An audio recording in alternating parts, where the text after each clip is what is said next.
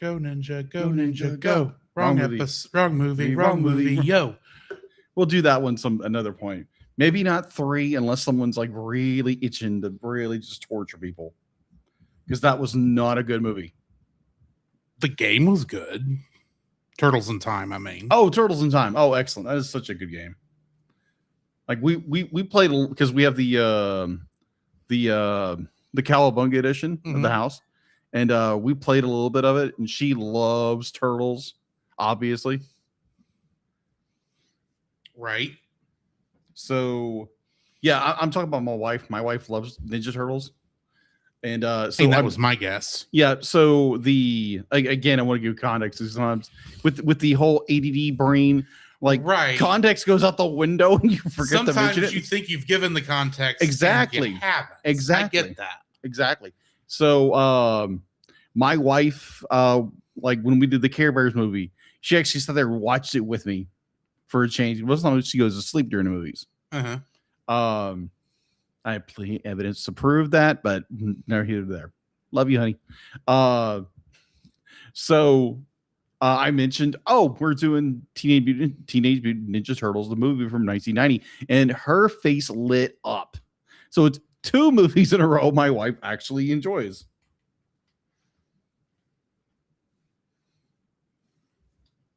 I want to say actually enjoys. She really, really enjoys these movies. Right. Even though it'd be like I showed her the cover art before I showed anybody. She was like, neat. And one of our I've got to tell the story really fast. So we're still waiting on people to get coming. Yeah. You're be like our freezer was making a bunch of noise that it wasn't freezing correctly. That ain't good. So we had the maintenance guys come out. And I was home because I didn't go until later.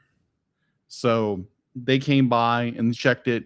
And as Jason, one of the guys has been there for a while, he'd be like, I have the artwork on the coffee table because I'm working on it. And he's like, oh, is that a Care Bear? It's like, yes, it's a Care Bear. What the world? Be like, what are you doing? It's a cover art for the podcast. It's like, oh, okay. Yeah. Hey, PaulJPowers.com. Thanks for stopping in before y'all start y'all's episode tonight as well. Yeah, appreciate it. Yeah, what are y'all reviewing? That thing you do. Oh, so both the Cellcast and the Retro Rewind podcast are reviewing movies about 4 young men trying to make the world better. Oh, that's right.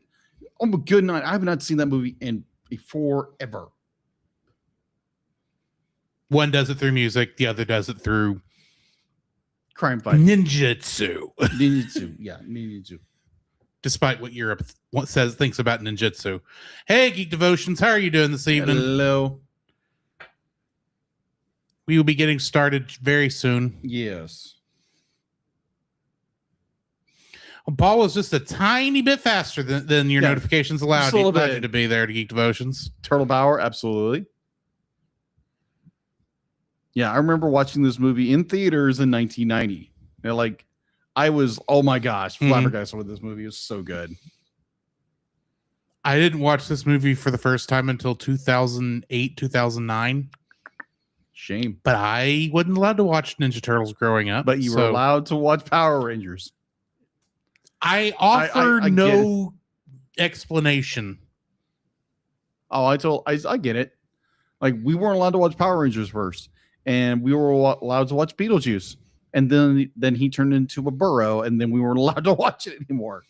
Gee. I wonder what the joke there was. Yeah. Ba-doom-chee. Yeah, exactly. Oh, he's such a, and he turns into a burrow. Then he says the word. And my mom heard it. She's like, nope, you're not watching this show again. I was like, okay. But yeah, I'd be like, I grew up watching Turtles. My brother Jim claims to be like, he's the Turtle guy because he was born in 84. That's when Eastman and Laird created the Turtles. Yeah. The first comic was produced. The cartoon came out in 88 or 86.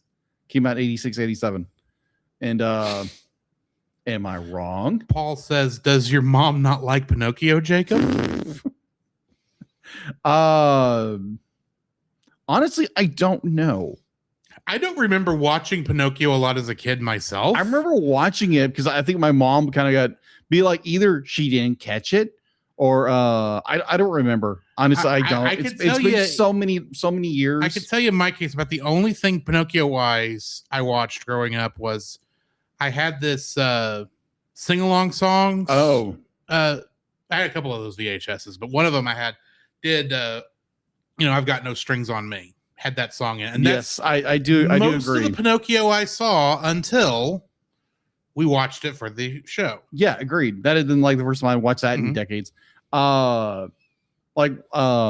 Geek Devotions would be like grew up watching Lethal Weapon, Terminator 1, and Toxic Avenger. Artsy Seth, I do remember the weird live action one where Jonathan Taylor Thomas voiced Pinocchio and played him at the very end. Oh, I do remember that one. Early CGI makes my eyes burn.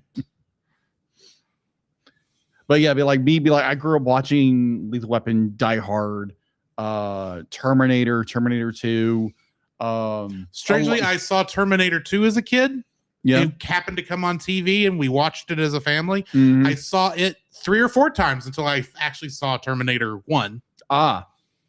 Which I got just because back when Netflix was a service where you rented movies and they delivered them to you through the mail. Yes, I was trying to clean up some of my blind spots, and since I'd seen Terminator 2 and never seen Terminator 1, I got Terminator 1, and I like Terminator 2 so much more. That's fair. It'd be like. You watch T2 first to be like, and it's kind of hard to go back to the first one. I remember watching Terminator, the original Terminator, and scared the crap out of me as a kid.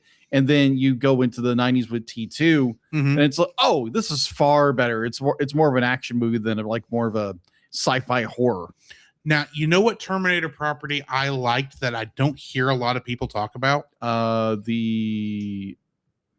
What is that? The Sarah Chronicles? The Sarah Connor Chronicles. Sarah Connor Chronicles. I actually really enjoyed the Sarah Connor Chronicles. I heard it was really good. And no, it wasn't just because Summer Glau was playing a Terminator. Yes, of course. But she was cute. Of course, Summer Glau. Yeah. And she kicked just as much butt there as she did in Firefly. Yes, agreed. But it's like, yeah, those movies you grew up watching, and it's... Does your mom know you use the word crap? Yes. My mother be like, Paul J. Powers. Things have changed so rapidly over the decades. It's not even funny. PaulJPowers.com. When I was a freshman in high school and I was in the drama department, I apparently had such a bad habit of saying, aw, crap, that come around, the end of the year award ceremony stuff, when they were handing out joke awards, I got the aw, crap award. Oh, okay. Because I apparently said "aw crap" so many times. Yeah, didn't even realize I was doing it. By the way, to kind of wrap up what my mother was like. You guys are such full of it when we were growing up, and then I became an adult. It turned into I'd be like, you're smart Alex. That's what it was. I've been called a smart Alex since I was. Yeah, I was called a smart Alex most of my life because my dad's a smart Alex and all 3 of us are smart Alex. And then it turned into a smart A, and then it turned into a dumb A. So that's the. There is a fine line. There is a very fine line. Evolution of what my mother is, because again. Be like, children, you can't curse, you can't do any of this, but as an adult, it's like, meh. There is a very, very fine line between smart Alec and I'm going to say dumb Alec. Dumb Alec. That's not a real word, but I'm saying it now because this is a family-friendly show. Right. Yeah, my mother would be like, and I can count on maybe one or 2 hands. Maybe I'll say 2 hands. I count 2 hands in my memory that I remember either parent using a curse word around me. Yeah, that was a when I was younger, it was very much you didn't hear it, but as I got older, and my parents were a little bit older than most parents were, so the older they got, the more their tongue became looser. And so my dad has very much been very very clean, be like, you barely heard a man the curse. My mother, however.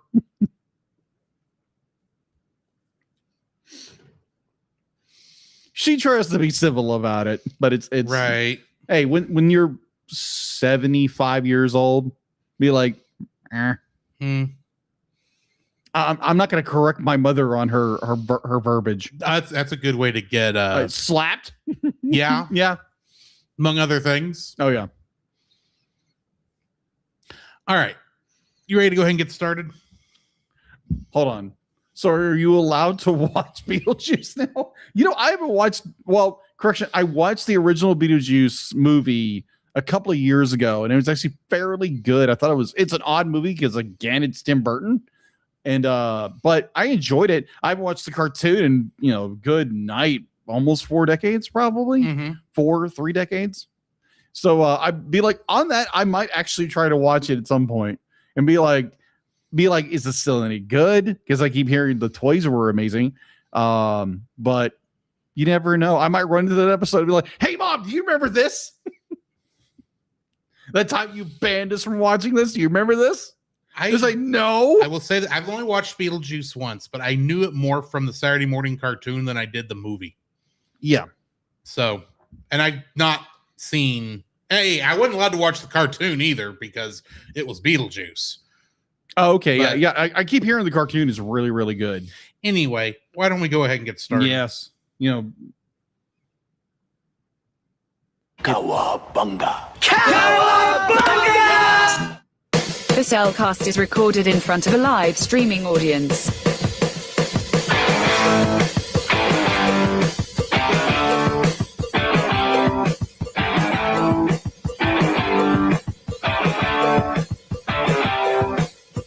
Hello and welcome to another episode of the Cellcast. Joining me today thank you. Joining me today is a man who knows that you never pay full price for late pizza. Welcome, Jacob. Amen to that, brother. And all I have to say is why thank you. Let me introduce our co-host, a man who camel breath. What was your? Hey, never look a gift camel in the mouth because they'll spit at you. It's hump day. Moving on. Actually, it's Friday. It's Friday. It's Friday. It's like, come on, dude. We don't record unless you're listening to this on hump day, then happy hump day. Yes. But on the other hand, tonight, it is a Cellcast Plus episode. Yes. And we are going to be reviewing a classic 1990 film, what used to be the most expensive independent film ever made until the Blair Witch Project came out. Teenage Mutant Ninja Turtles. 1990. So why don't we go ahead and jump into the spoiler-free section of this? Yes. Certified fresh and spoiler-free. As I was saying in the pre-show, I wasn't allowed to watch Teenage Mutant Ninja Turtles growing up, so I have no nostalgia for it other than it was this thing everybody else was into. Right. And then, back when arcades were still a thing, being in there playing the X-Men game, the nice classic X-Men beat-em-up game, and hearing off to the edge of the arcade somewhere else, hearing pizza power and things of that nature, all going on and on and on, and playing the video games that my friend next door rented, and we played those over and over again. That's most of my nostalgia and experience with Teenage Mutant Ninja Turtles until I actually watched the first. Actually, no, the first movie I watched was TMNT, the animated one that Imagi Entertainment put out. Magi? I may be saying the name of that studio wrong. They only made 2 movies total. Yeah. But a Maggie. Yeah, a Maggie. I think it's a Maggie. A Maggie, which was a good film. But going into it's like I know nothing about what's going on. And then I eventually the 4th film. Yeah, and then eventually they had the original 3 movies at like the $5 bin at Walmart that I then got for like 10% off because of employee discount. Of course. Then I watched those, and that's like, oh yeah, these are pretty good. Mostly. You get to the 3rd one. I wasn't against it. Okay, honest. Okay. But then again, it was the first time I'd ever watched it.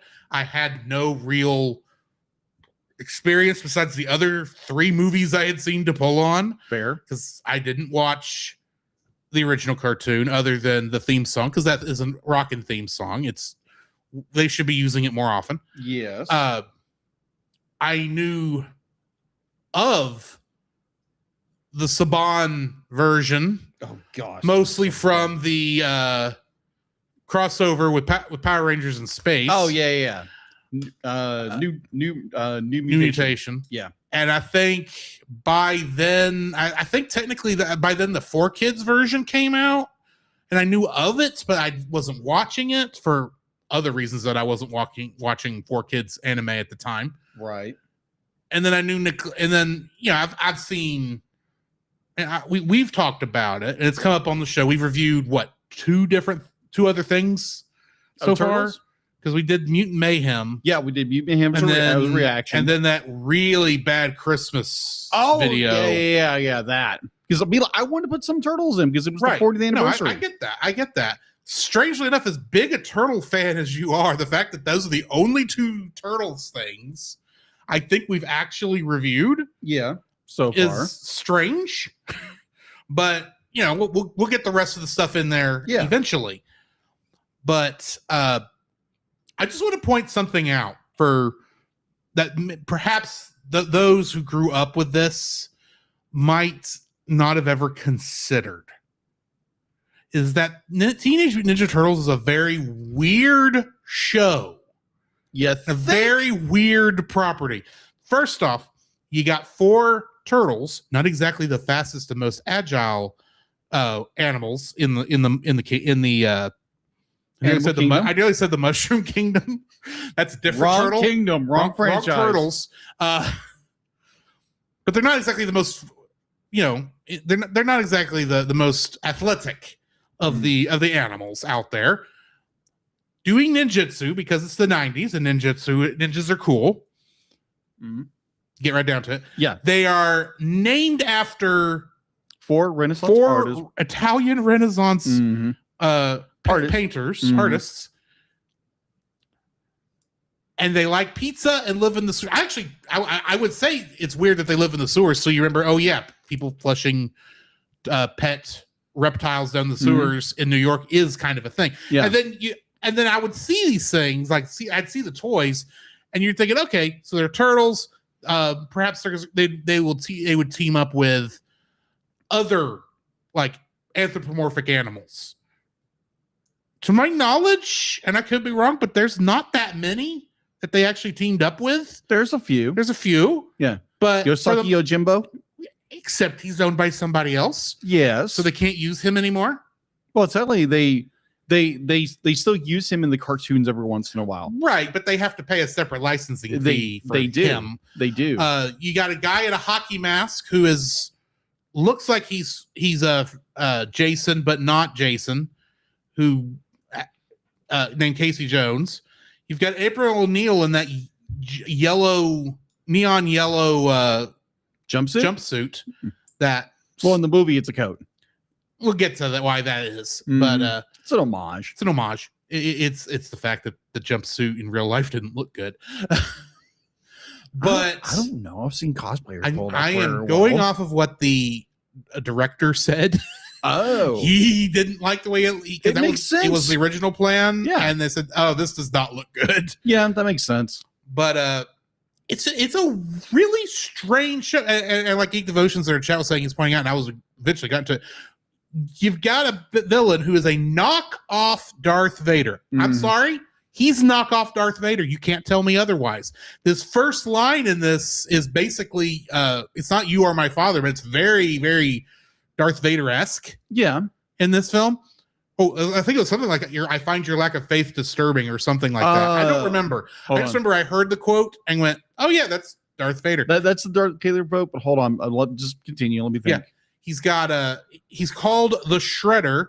He's got his inspiration is a cheese grater. Mm-hmm. And he leads a team of ninjas called the Foot Clan. Mm-hmm. Now, without any context and without, that childlike acceptance of pretty much what's shown to you and not really thinking too hard about how odd that is. That's weird. But then you look up stuff. The whole reason the Turtles exist is Kevin Eastman and Peter Laird were creating a parody of Daredevil. Yeah. That's why they're called the Foot Clan, because Daredevil at the time was fighting the Hand. Casey Jones was created as a parody of vigilantes in the comics. They're popular in the comics at the time. So that's why he's here. Yeah. Splinter is Splinter's background was introduced after the cartoon, but before this movie, and that's why they're different. Yes. And honestly, I think when I saw the cartoons, made more sense. Yeah. It was a lot more believable. Right. But it's just so here's an interesting fact. A weird. It's one of those things where I'm watching and I have to go, just take it for what it is. Don't think too hard about it. It's not that big a deal. It's not supposed to be. It's supposed to be a joke. Accept it as the joke and accept the fact that the joke became serious later on. Yes. The reason why Splinter is called Splinter is because Daredevil, one of his mentors, is named Stick. Exactly. So again, it's a parody of because Frank Miller's run of Daredevil. Because rats are smaller, instead of a stick, he's just a splinter. Yeah. If I had grown up with this, it would not seem as weird to me, because I also grew up on Power Rangers. Fair. There's a lot about that don't make any sense either. No, it doesn't. But I will give. You can make it make sense. Yeah, you can make it make sense. But there's a lot of it that if I were to say what was going on out loud, it doesn't make any sense. But I will give TMNT this. It is the most it was the most influential property of the late 80s to come out, period. Because one of them. Because I think it's the most, not just one of them. I think it is the most influential. Okay, I see that. Because Sonic the Hedgehog, most of his attitude and stuff comes from Teenage Mutant Ninja Turtles. Yeah, it's why it's an influential. It's why Sega of America actually redid the backstory that Sega of Japan had come up with to make it more Turtles-esque. Okay, so that it would be more 90s extreme. It's why the name of the show is Mighty Morphin Power Rangers. Yes, because it has the same syllables as Teenage Mutant Ninja Turtles. Yeah, exactly. It's and then you got all the stuff that Power Rangers would inspire with its half dozen different long names. For as much as I did not watch it growing up, I was just as much influenced by it as anybody else would of that age. I know things about Turtles that the only reason I know it is because my next door neighbor was obsessed with it. Yep. So you heard things. Do I have any context or half of what my friend was talking about? Absolutely not. No. But he was into it. I was a good friend. We had fun. There you go. But it is weird. And I will say this movie, for what it is having to accomplish in an age before CGI was really starting to be used, and if CGI would be used, it wouldn't look any good. It's got great puppetry created by Jim Henson's Creature Shop for all four Turtles and Master Splinter. At no point is there winking at the camera, despite the fact there should be a lot of winking at the camera. There should. But there isn't. It is taken seriously, even when the Turtles are acting goofy.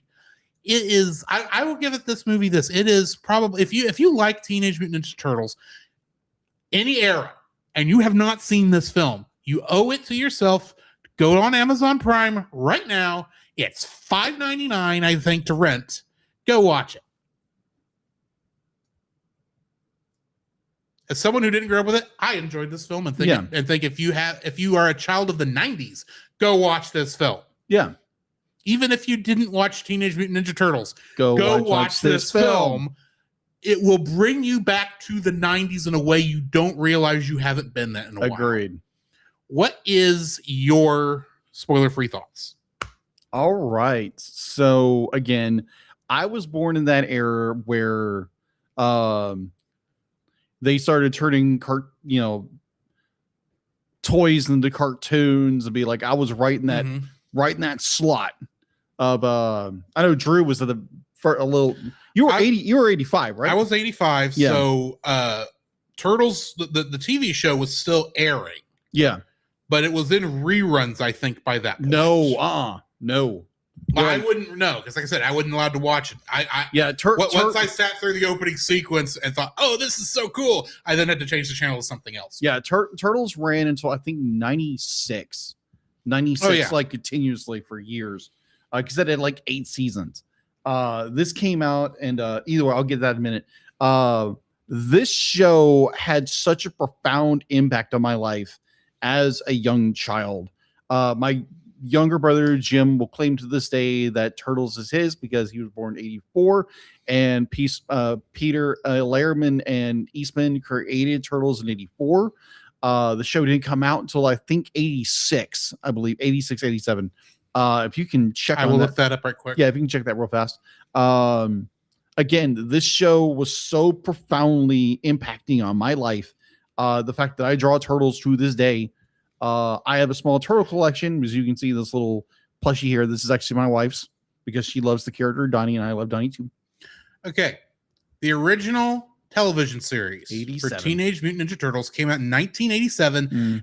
It ran for 10 seasons. 1996. Mm-hmm. That's insane. Even the toy line ran until 1999. And that's then crazy. It was running out of ideas. Oh, yeah. I've seen some of the toys they were coming out with near the end. It's like, wow, y'all are scraping the bottom of the barrel. Oh, here. They were. Believe me, they were doing everything.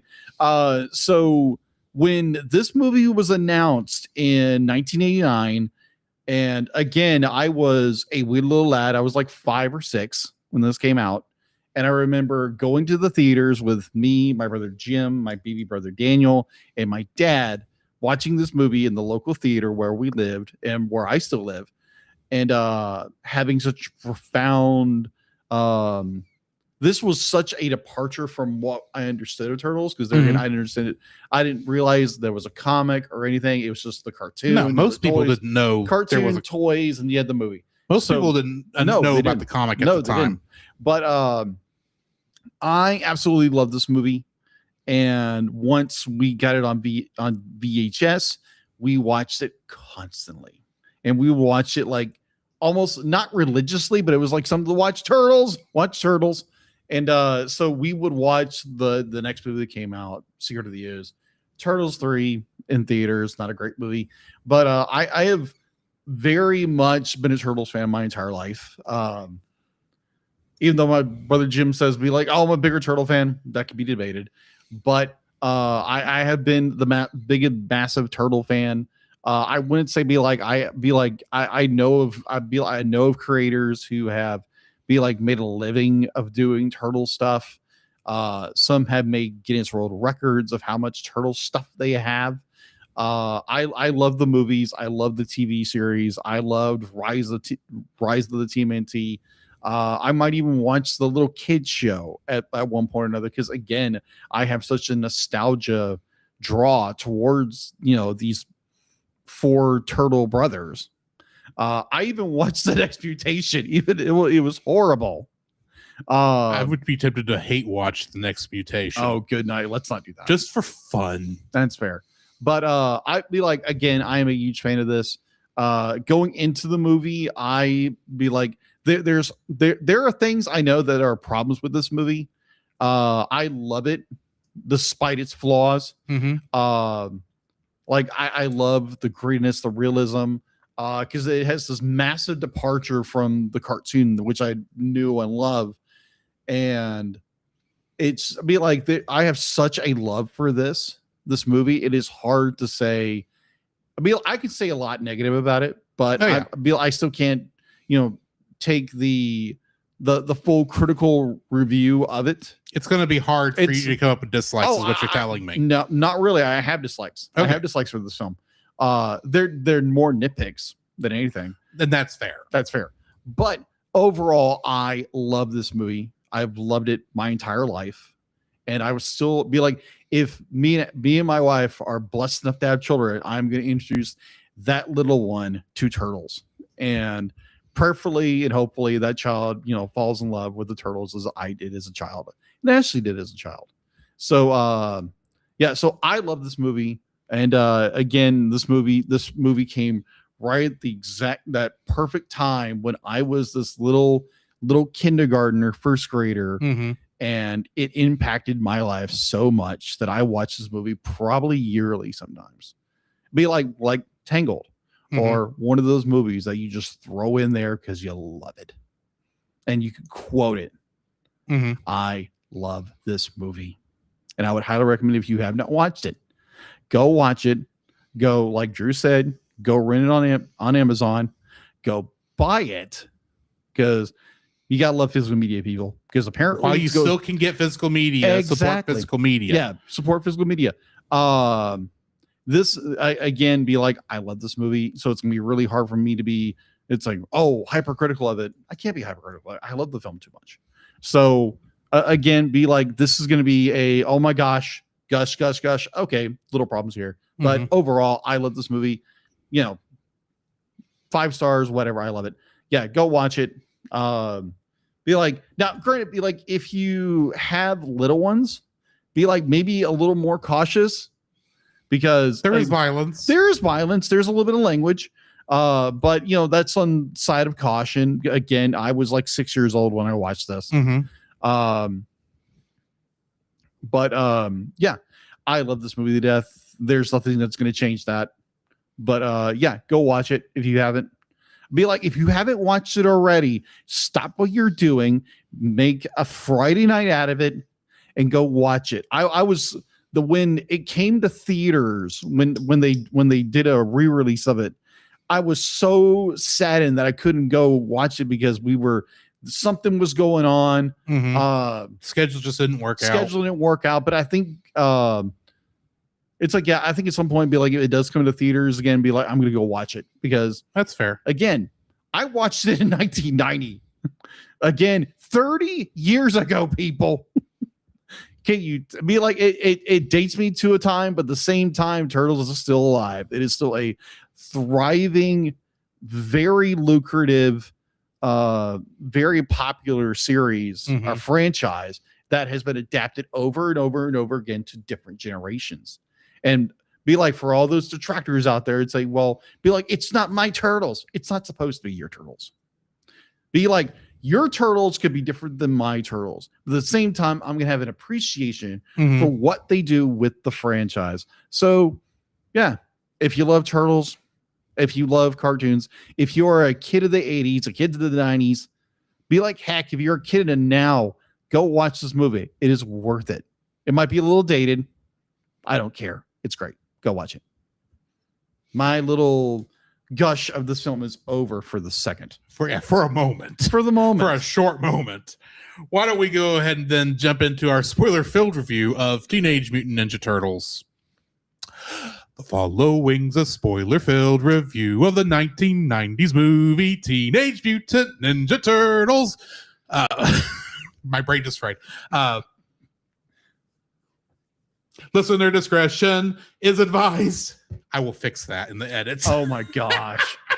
I've been quietly going over that in my head while you were gushing. Hold on. Be like, I just want to read what Geek Devotion said. I have watched it. I should stop the podcast and watch it again. Oh man, for reals. You missed it, Jacob. Oh man, I am so sorry. It was a great experience too. Yeah, I agree. Be like, I would have loved to watch it, but again, it'll probably come back. Dog on Jacob's Turtles. Jacob's Turtles. You'll quickly discover his turtles are snapping neck turtles. Snappy neck. Yeah, I get you.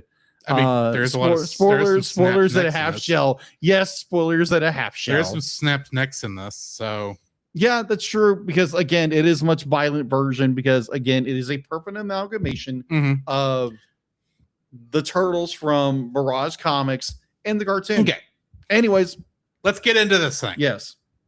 Teenage Mutant Ninja Turtles, 1990, Da-da-da-da-da-da-da-da. was directed by Steve Barron, Mhm. and it was written by Bobby Herbeck and Todd W. Langen. It is, of course, based on the Teenage Mutant Ninja Turtles comics, created by Kevin Eastman and Peter Laird, and inspired somewhat by the cartoon. Yes. Because many of the changes that the cartoon made were reflected here also. Yes. Bandanas, the way they talk. Again, they're from New York, but they sound like they're surfer dudes from California. Yes. It's weird. Again, this is a weird franchise. Getting into the cast. Josh Pays is both Raphael's suit and voice actor. Yes. And he plays a passenger in the cab. Yeah. What the heck is that? Yeah. And he plays Hoyt Vaughn in the movie Joker. Mm-hmm. Okay, that's a movie I haven't seen. I keep hearing it's a really good movie. Michelin Sisti was Michelangelo's suit actor and the pizza delivery man. Yep. And he was Charlene Sinclair's suit actor in the television series Dinosaurs. Oh, okay. Robbie Riss was Michelangelo's voice actor, and he played the character Star in Balto. Really? One of the villain sled team dogs. Yeah, okay. Gotcha. Little Yappers. Little Yappers. You know what I mean? Yes, That's the little get Yapper dog that's on that team. Oh, yeah, I get His that. name was Star, apparently. I look it up. Yeah. Leif Tilden was Donatello's suit actor and played a foot messenger. And he played Robbie Sinclair in Dinosaurs. Corey Feldman was Donatello's suit actor. And he was Mouth in the Goonies. Yes.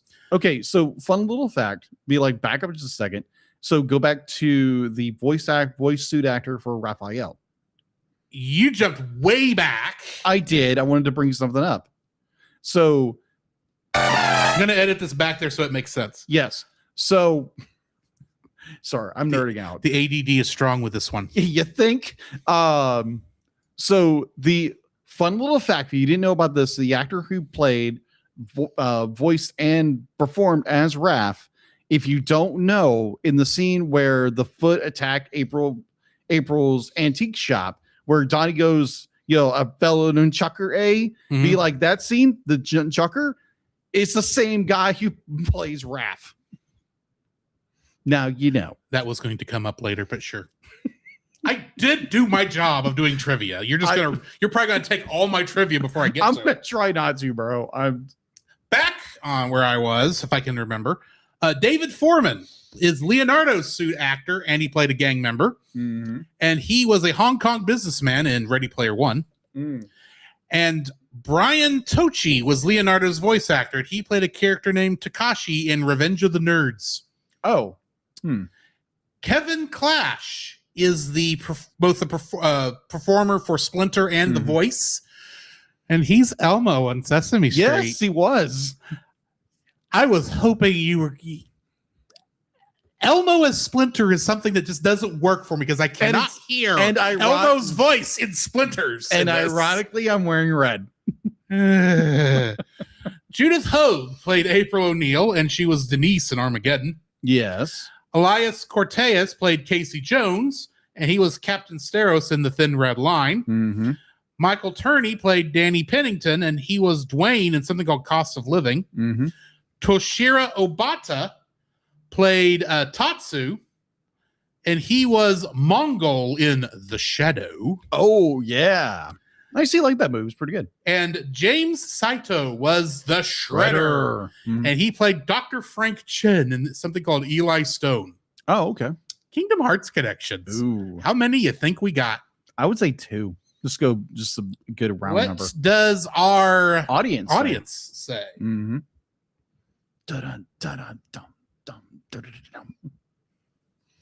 This soundtrack gets stuck in my head all the time. No. Not the songs, just the music. Hang on. Anybody? Is there anybody who's got an idea?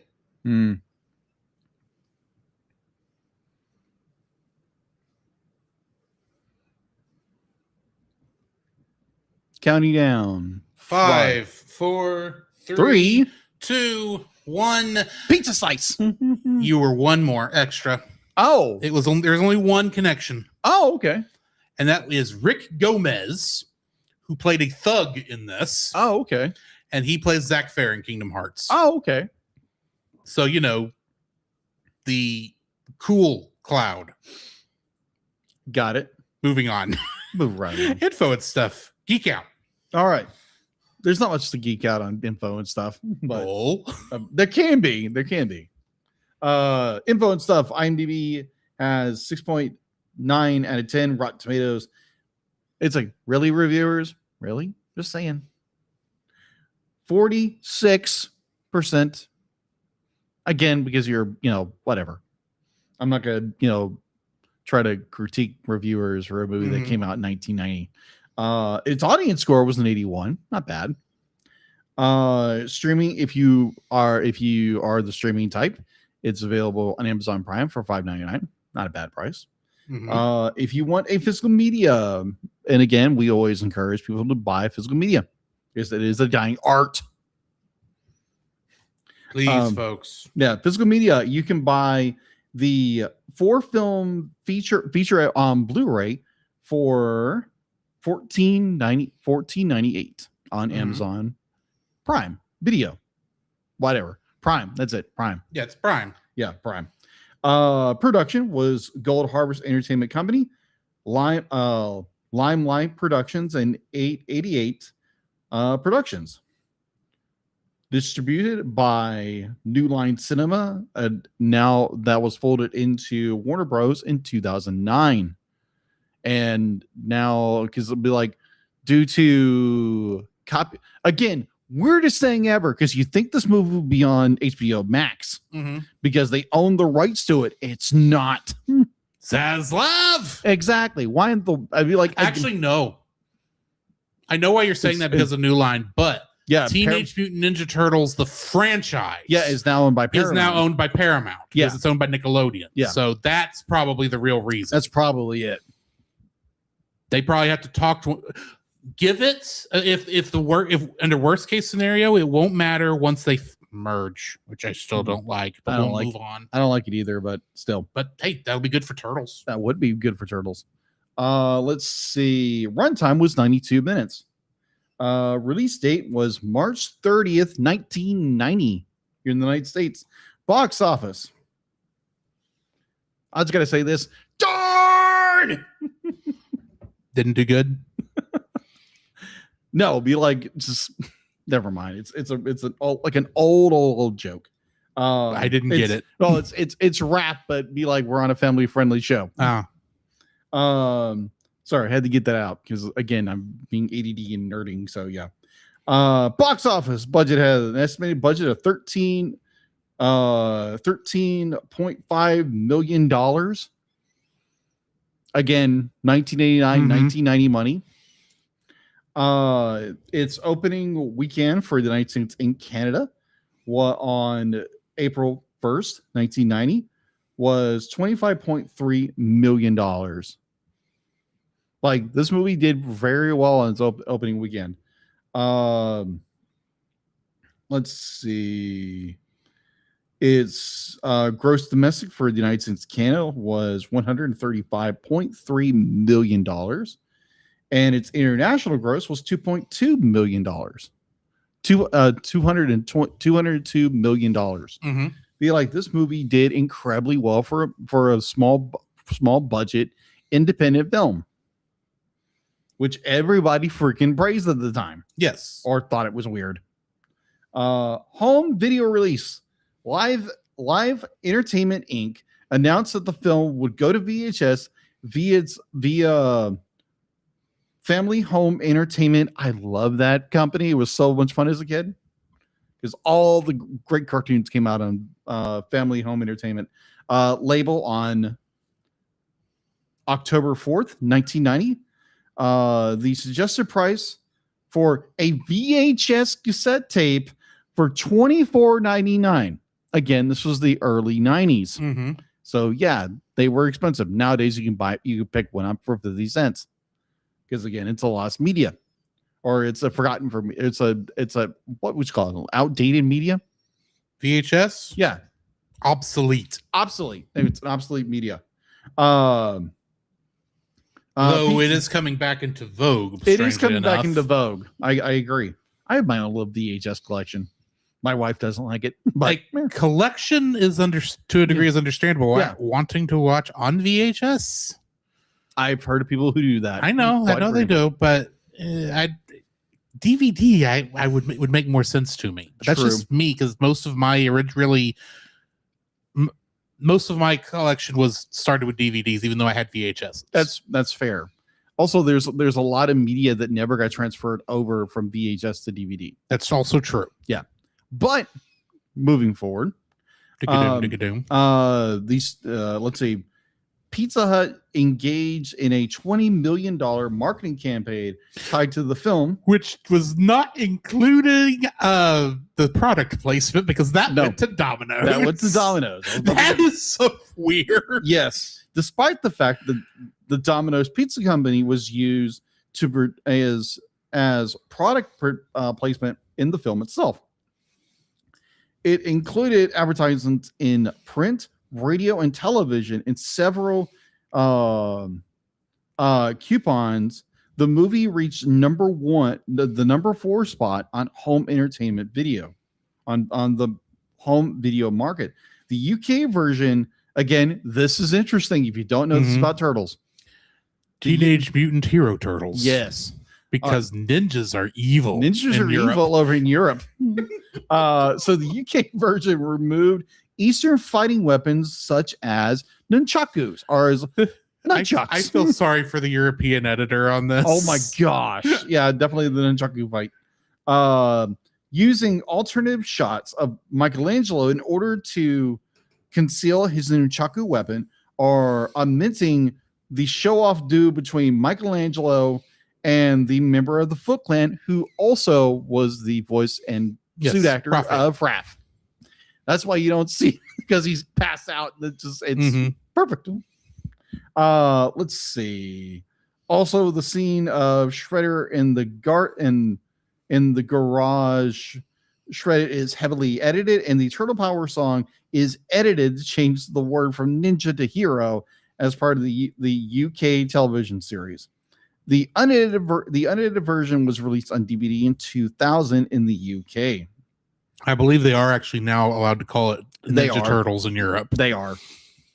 But there was such a push in the UK. It's got to be Teenage Mutant Hero Turtles. Because ninjas are evil. And ninjas are evil, and they were awesome here in the United States. Oh, we loved them. We loved them. Apparently, there was a serial killer called the Ninja Killer. It was I listened to true crime, so I listened to one. It was right. Like, that was interesting. Anyway, let's see. Again, my EDD is getting bad tonight, so it's probably gonna get worse.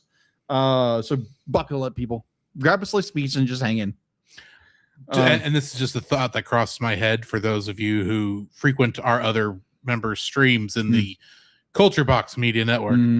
Anytime Francisco dons his Nintendo Ninja get up, I think we should call him the Nintendo Hero. Yes. Yes. All right. On technically not a dig. No, it's not. It's not. I totally forgot about that before you said that. I was like, wow.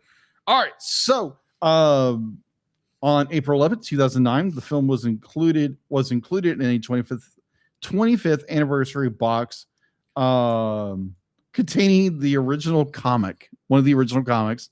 Again, a reprint because that's worth a lot of money out. Yeah. A little bit. That reprint that was included, it's probably worth a lot of money too. It is. They're Turtle fans. Turtle fan goes nuts over everything. Released on both DVD and Blu-ray formats. Contains Teenage Mutant Ninja Turtles 2, The Secret of the Use, one of my favorite films. And Teenage Mutant Ninja Turtles 3, Turtles in Time. Not to be confused with the video game, because the video game is better than this piece of. I still say the third movie's not that bad. It's not bad, but it's not as good, but it's not as good, not as bad. But if you were to rank, Turtles 1, 2, 3, 4, it would probably be the bottom. That's just my opinion.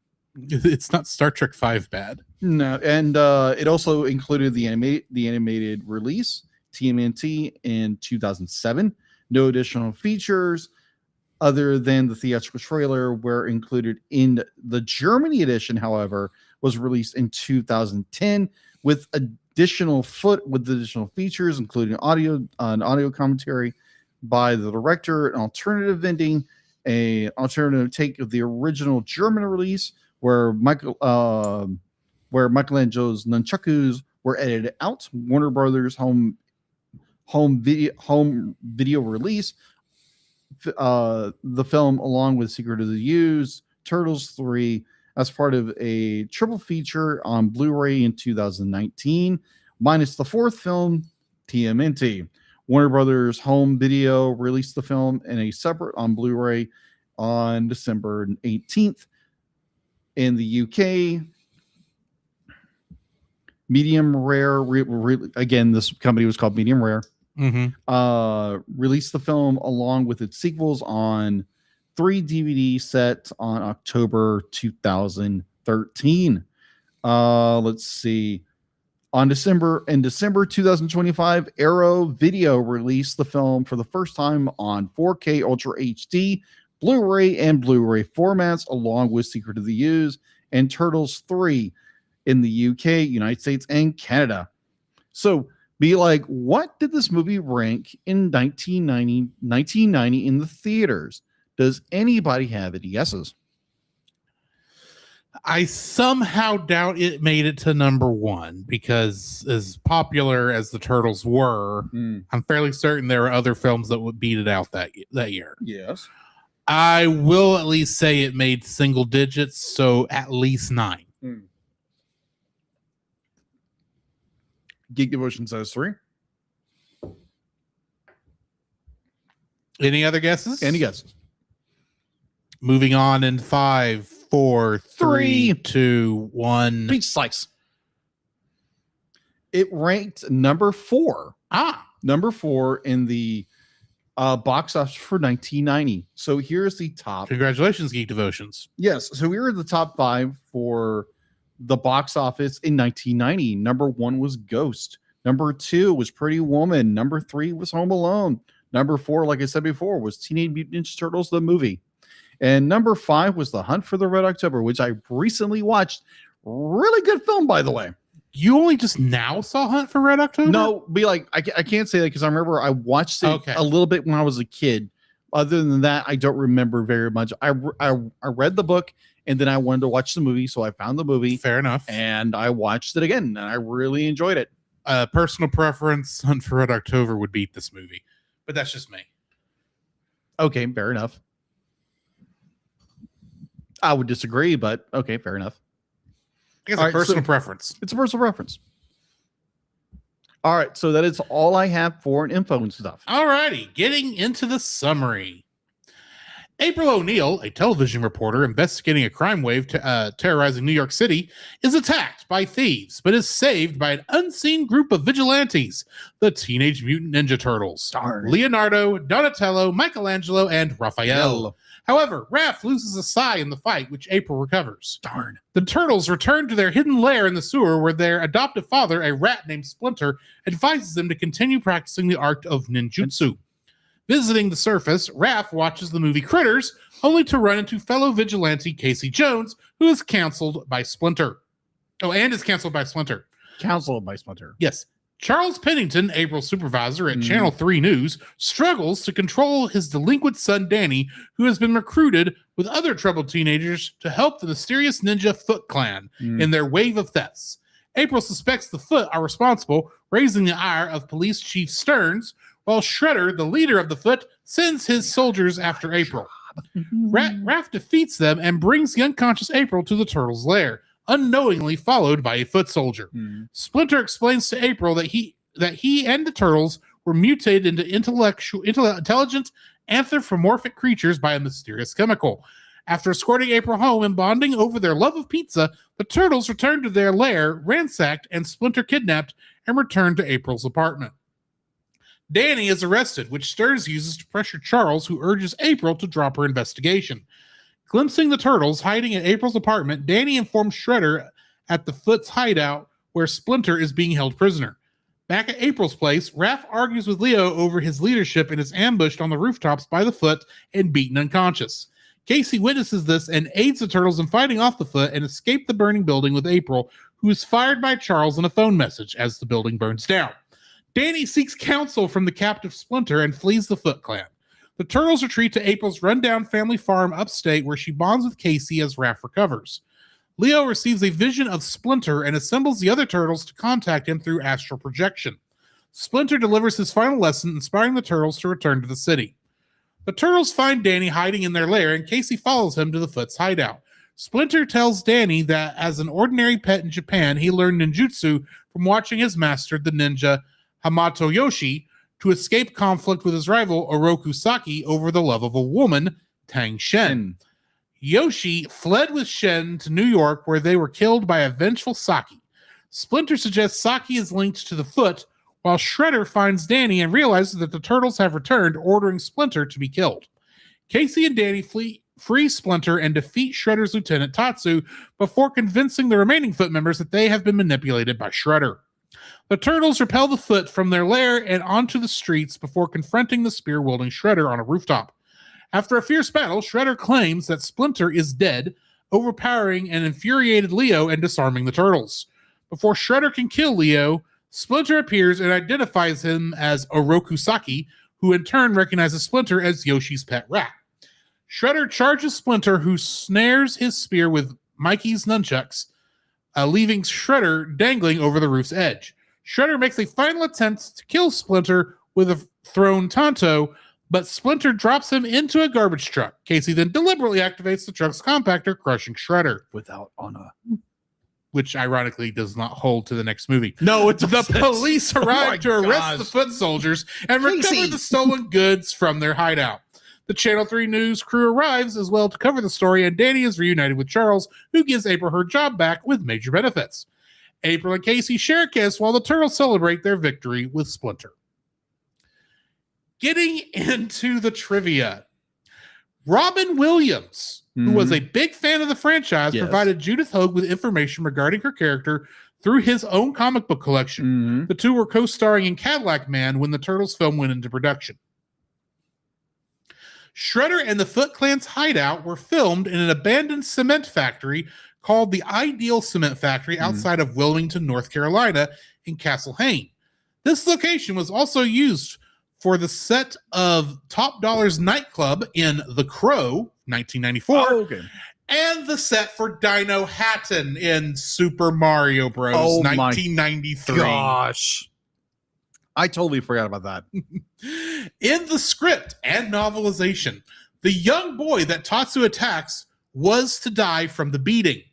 The sound of the boy breathing and others saying that he would be all right were added at the last minute after the movie ratings board objected to the scene. Of course. When Raphael got knocked into the trash can by Casey Jones, the face and the animatronics inside the head caved in and broke the stuntman's nose. Oh, yeah. As Raph gets up from the trash can, he can be seen grabbing his nose area before the shot cuts. Raph's original stuntman is replaced by one of the Foot Soldier stuntmen named Ken Scott. Ken did a lot of major scenes as a Foot Soldier, including the nunchuck face-off against Michelangelo. Keep practicing. The movie portrays Hamato Yoshi as Splinter's master / owner, and Splinter learned his ninja skills through observing and mimicking him. This is also true of the original comics, but was the first time this version of Splinter's origin was ever seen. In the cartoon, which was the first ever adaptation of the comics, Master Splinter is Hamato Yoshi and became a rat after being exposed to mutagen. Jim Henson, whose workshop provided the movie's turtle costumes, was reportedly upset about the level of violence in the finished movie. While he was proud to have helped advance the art of animatronics, he viewed the violence as excessive, pointless, and not his style. However, as Steve Barron had directed the pilot episode of The Storyteller, 1987, which set the tone for the entire series, Henson agreed to do it as a sort of favor to Barron. So, Jacob, give us your first of many likes of this film. It's not like I'm going to sit here for 2 hours and gush about this film. No, wait, I've already got gushing. All right. So my first again, I've never read the comics. I know of the comics. But this movie is the perfect amalgamation of what I know of the comics. Because again, I think Geek Devotion said in the stream where the fact that the Shredder was literally a one-off character and they killed him in the first comic. Because again, it was only supposed to be one comic. Again, it became a multi-million-dollar franchise. But then you have the cartoon that came out in 1987. So they gave them colorful bandanas, gave them names on their buckles, gave them their love for pizza, and gave them their California surfer vibe speak when they live in New York. It's never made any sense to me. But I love the amalgamation movie because it just fits perfectly. Because again, as a kid, I didn't get it. I was like, wait, this is really dark and gritty. It's like, this makes no sense because it's nice and colorful. So again, I love the amalgamation because now understanding as an adult what, Eastman Layer did with the comic and what they did with the cartoon and how they did this perfect fusion to make this movie. Again, if you go and watch the second one, they had to change a lot because parents whine too much. They killed Lord Zed. They ruined Turtles.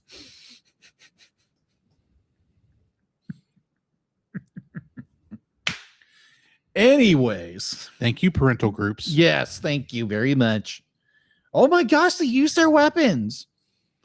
What be like? You had no trouble when this was a cartoon. Yeah, now that it's live action, you have trouble. Anyways, maybe you have double standards. They do. And well, maybe. Again, it was the 90s. Maybe, just maybe. Again, it was the 90s. Parental groups were all cautious about everything. That's why the UK did what they did. But I love the amalgamation of these two. It'd be like the two sources combined into this one awkward little movie that made it just perfect. So what is your first like, Drew? My first like is the puppetry that we see, and technically calling it puppetry is a bit of a animatronics. It's a bit of a pull. I mean, a bit of a not pull, but a bit of a what do you call it? I don't know what you call it. It's not strictly puppetry because there is a suit performer. A lot of the stuff, like you said, is done by animatronics. Agreed.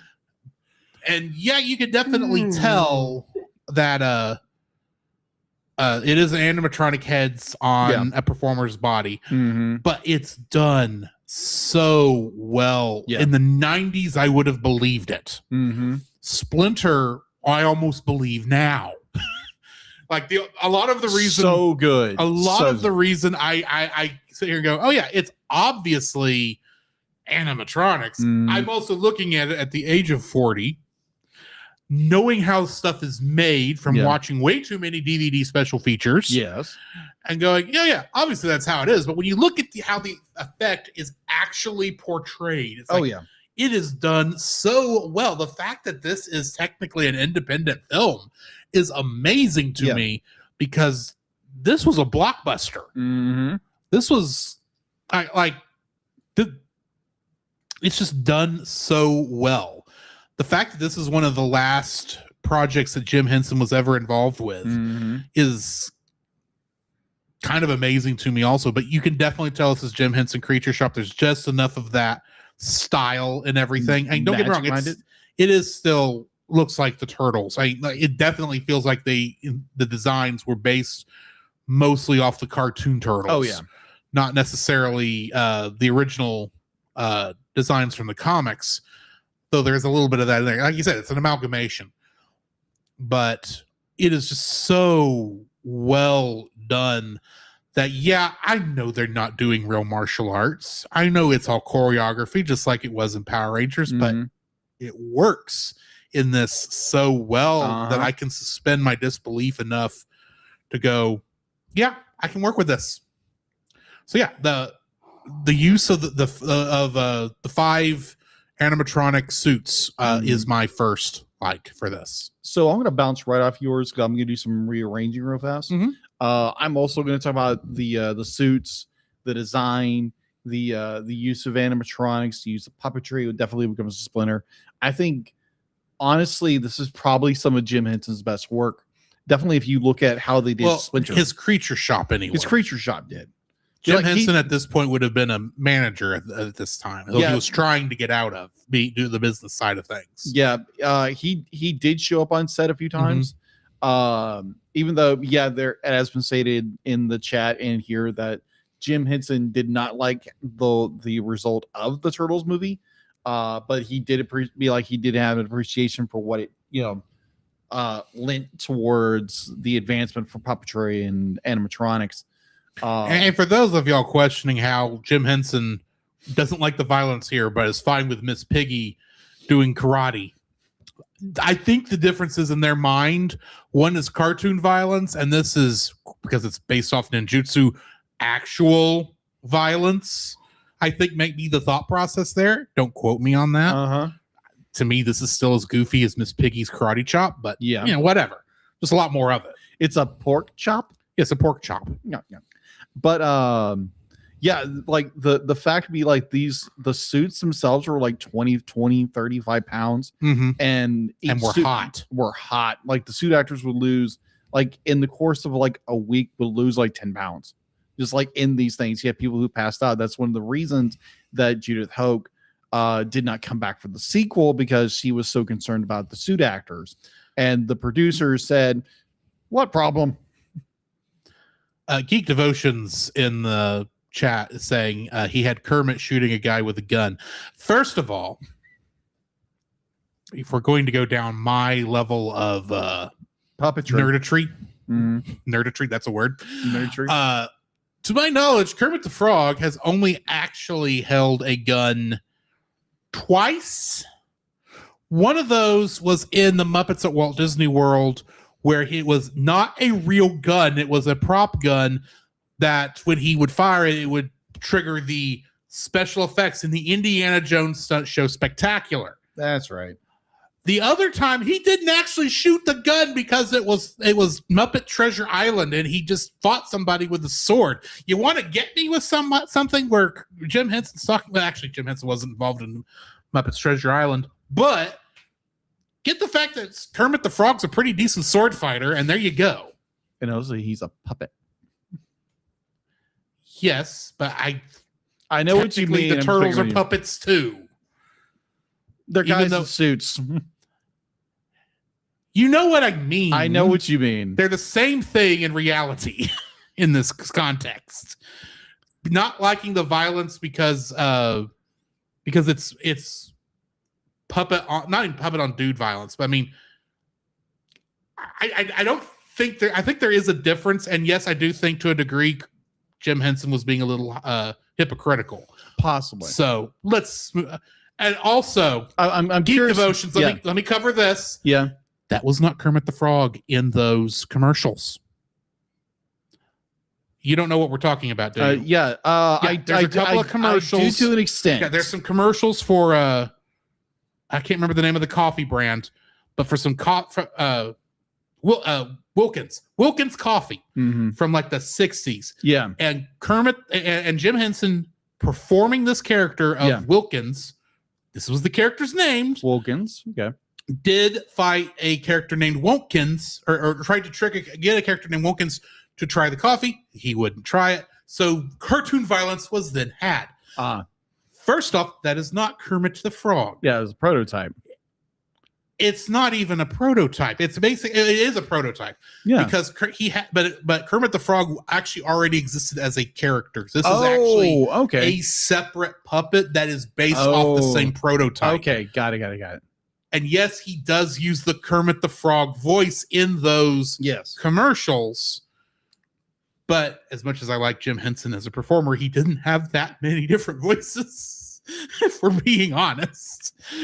But I get what you're saying. And I do agree, Geek Devotions, that being the Jim Henson not liking the violence in Teenage Mutant Ninja Turtles when he was perfectly fine with it in other locations, because one was cartoony and one was action, like quote unquote serious Yeah. violence, I think is silly and hypocritical. Because when you get right down to it, both of it was cartoon violence. It just happened to be in the form of puppets. Because there's no way that those suits could have actually performed any real martial arts the way those things were. They can get real close though. They got close, but I mean, it's still going to be more cartoon violence than actual. I'm sorry, we have totally derailed your second life. And you were telling me oh yeah, ADD moment. Yes, this guy too. I blame Geek Devotion. He's the one bringing this up. Oh yeah, blame poor Dallas.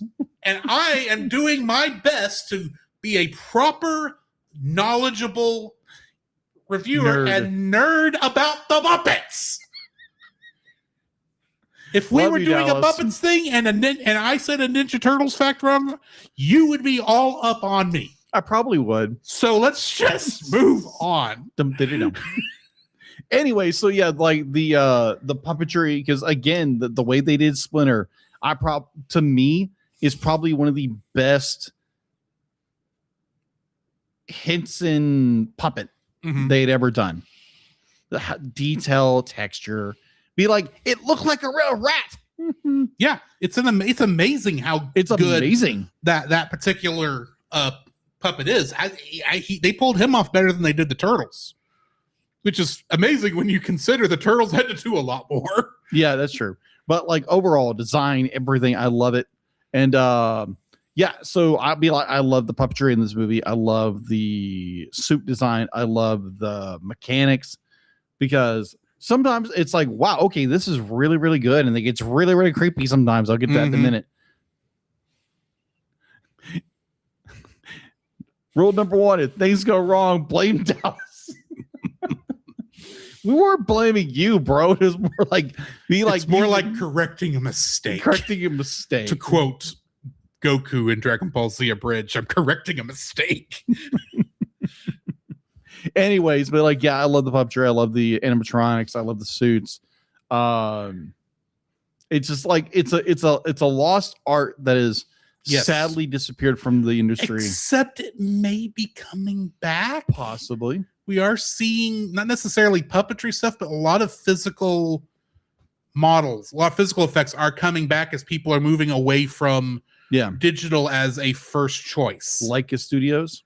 Well, looking how why Leica exists, and that doesn't really count. Yeah, because that is someone pouring money into something that never makes money, but because he's rich and his father owns Nike. Okay, fair enough.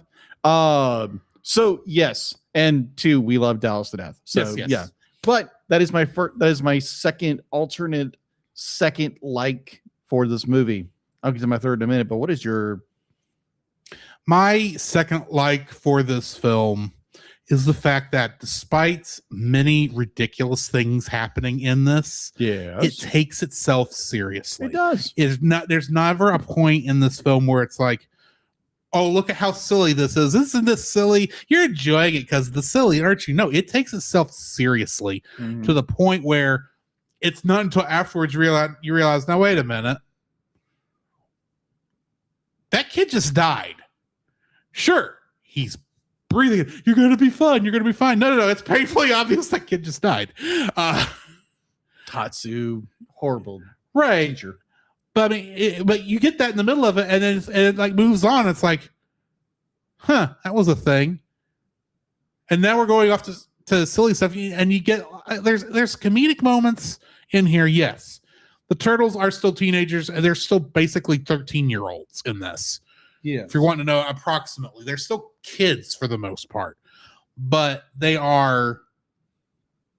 The movie at no point goes, look, isn't it silly that these are teenaged mutant ninjas and turtles?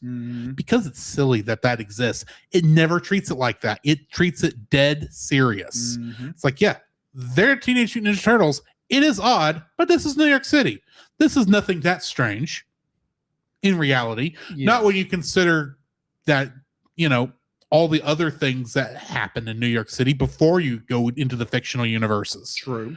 So, yeah, I appreciate how And I can tell you why I'm bringing why this impresses me so much, because I'm thinking of other things that were equally as ridiculous that was not taken as seriously, that I don't think the Jim Henson Creature Shop was involved with, but there would have been a connection because it was George Lucas produced. I'm talking Howard the Duck. I knew you were talking That about is a horrible film. Oh, but yeah. the reason it's horrible is not because of the ridiculousness. It's because the entire time they're key jangling. And not to fans of Howard the Duck, just this is a stupid film, guys. Let's just enjoy this stupid film. It's like, you know, if you're gonna mock yourself, at least lovingly mock it, not just go, look how stupid this is. You look at this and yeah, there's ridiculous stuff, but at no point does it sit there and go, look how silly this is. Turtles that are ninjas named after Renaissance artists. Isn't that silly? Their dad is a rat who learned his ninjutsu from mimicking his owner when he was still a small rat and shouldn't have been able to actually do those movements. Isn't that silly? It might be silly, but the movie treats it dead seriously. And I really do appreciate that. And while I'm thinking about it, one of the trivia that I left off, that I thought I had left in there, actually, I'm going to hit two of them really quick because I thought they were in here and they're not. The movie that Raphael went to go see, Critters, that was not the first choice. No.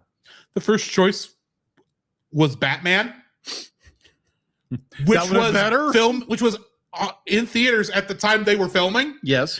And Raphael would have said a similar line, but basically it was like he would have been mocking Batman, which would have been hilarious. It would have. The second thing is during those scenes where during the flashback scenes where they're showing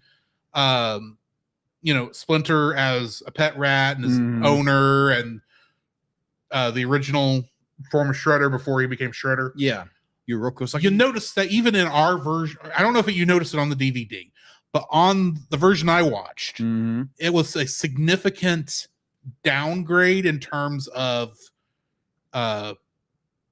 resolution or in terms of the quality of film. Okay. And that's because for those scenes, they filmed it on Super 8 to give it a flashback that effect. makes sense. A more organic flashback effect. Yeah. So that was just something cool I wanted to bring up while it was on my mind. Okay. I'm surprised that I'm sure it got cut out. I cut it out of credits when I was trying to shorten the amount of trivia. When I tried to shorten it to make everything flow better. Yes. What is your third like? My third like is you kind of touched on a little bit the grittiness of the film, the more the realism, where it does deal with loss and the fact to be like the turtles do lose their sensei, they lose their father figure. You have April who's dealing with all these issues, but she's being hunted down by the foot. Be like you have this honest, real threat from Shredder, which I always loved the fact to be like you never really saw him. Be like you saw him in shadow. He would speak very elegantly about everything, and discount Darth Vader. Discount Darth I'm Vader. Sorry. But to me, when I realized he was Darth Vader in a different costume, fair, basically in terms of how the character was designed, I can't unsee that. Yeah, cheese shredder. I mean, a cheese shredder. That's what he's based on. Cheese grater. He's based off of cheese grater. And that's not a mocking of Shredder. No, I get how it is, but like so many other things that Teenage Mutant Ninja Turtles took inspiration from as either parody or what have you. Oh, yeah. Shredder being a parody of Darth Vader, it just makes sense that would exist. True. It's just being more of a fan of Star Wars than of this. Just fair. Because of, what I've seen more of. Right. I'm going to see discount Darth Vader. Fair. I love more of the realistic. Be like, yeah, there were a lot of people back in the day, be like even today, will critique the film, be like how how low budget it is, so it's all grainy and everything like that. That doesn't bother me. I think that gives it more like a nuance, so it gives it more like a realistic feel. Like it's got grip behind it. And where you have like Raphael seriously gets injured on a rooftop by foot soldiers. Yeah. And I love the fact to be like they use their weapons. I love you have these very intense fight scenes. The fact that the Shredder does get crushed at the very end of the film. It's just like, wow, okay. Like, oops. But he's Shredder. He'll come back in the next episode. He will be like Shredder will appear in Avengers Doomsday. Don't tell people that; they'll probably believe it. Have you not seen that meme? Which meme on YouTube? No, they would show these. They show the end of the credits. At the end of it, so and so will appear in Avengers Doomsday, like because how I get you. How all the trailers for that movie have been. So Spider-Man Return, Teenage Mutant Ninja Turtles will appear in Doomsday. Yeah, one of those. But I love. They won't, but they won't. I enjoy the. Oh, I saw one of them. It was so stupid. It was like they were showing like scenes from Madam Web, and it said Madam Web will return in Doomsday. It's like don't give them any ideas. Yeah, don't give them any ideas because again, I heard that was a horrible film. But anyways, again, I love. If you want to know more, check out the Bottom Shelf over at geekdevotions.com. Fair, good plug. I love the realism. I love the greatness of the film. It has this more down to earth, like reality to it. I do love the fact that our heroes do get knocked down. It's not like, oh, we get knocked down and be like 2 seconds later they're back up and they do win the day. They have to go through these trials, this kind of this crucible in order to come back to where they were, because they were lost. I do love where Raphael, he's the main focus of the movie, as along with the turtles. Raphael's always that's got main character syndrome. That's a problem with the later movies and a lot of the series. They focus way too much on Raph. Some of them do well, some of them really don't do well. I mean, he is kind of Bat Turtle. He is Bat Turtle.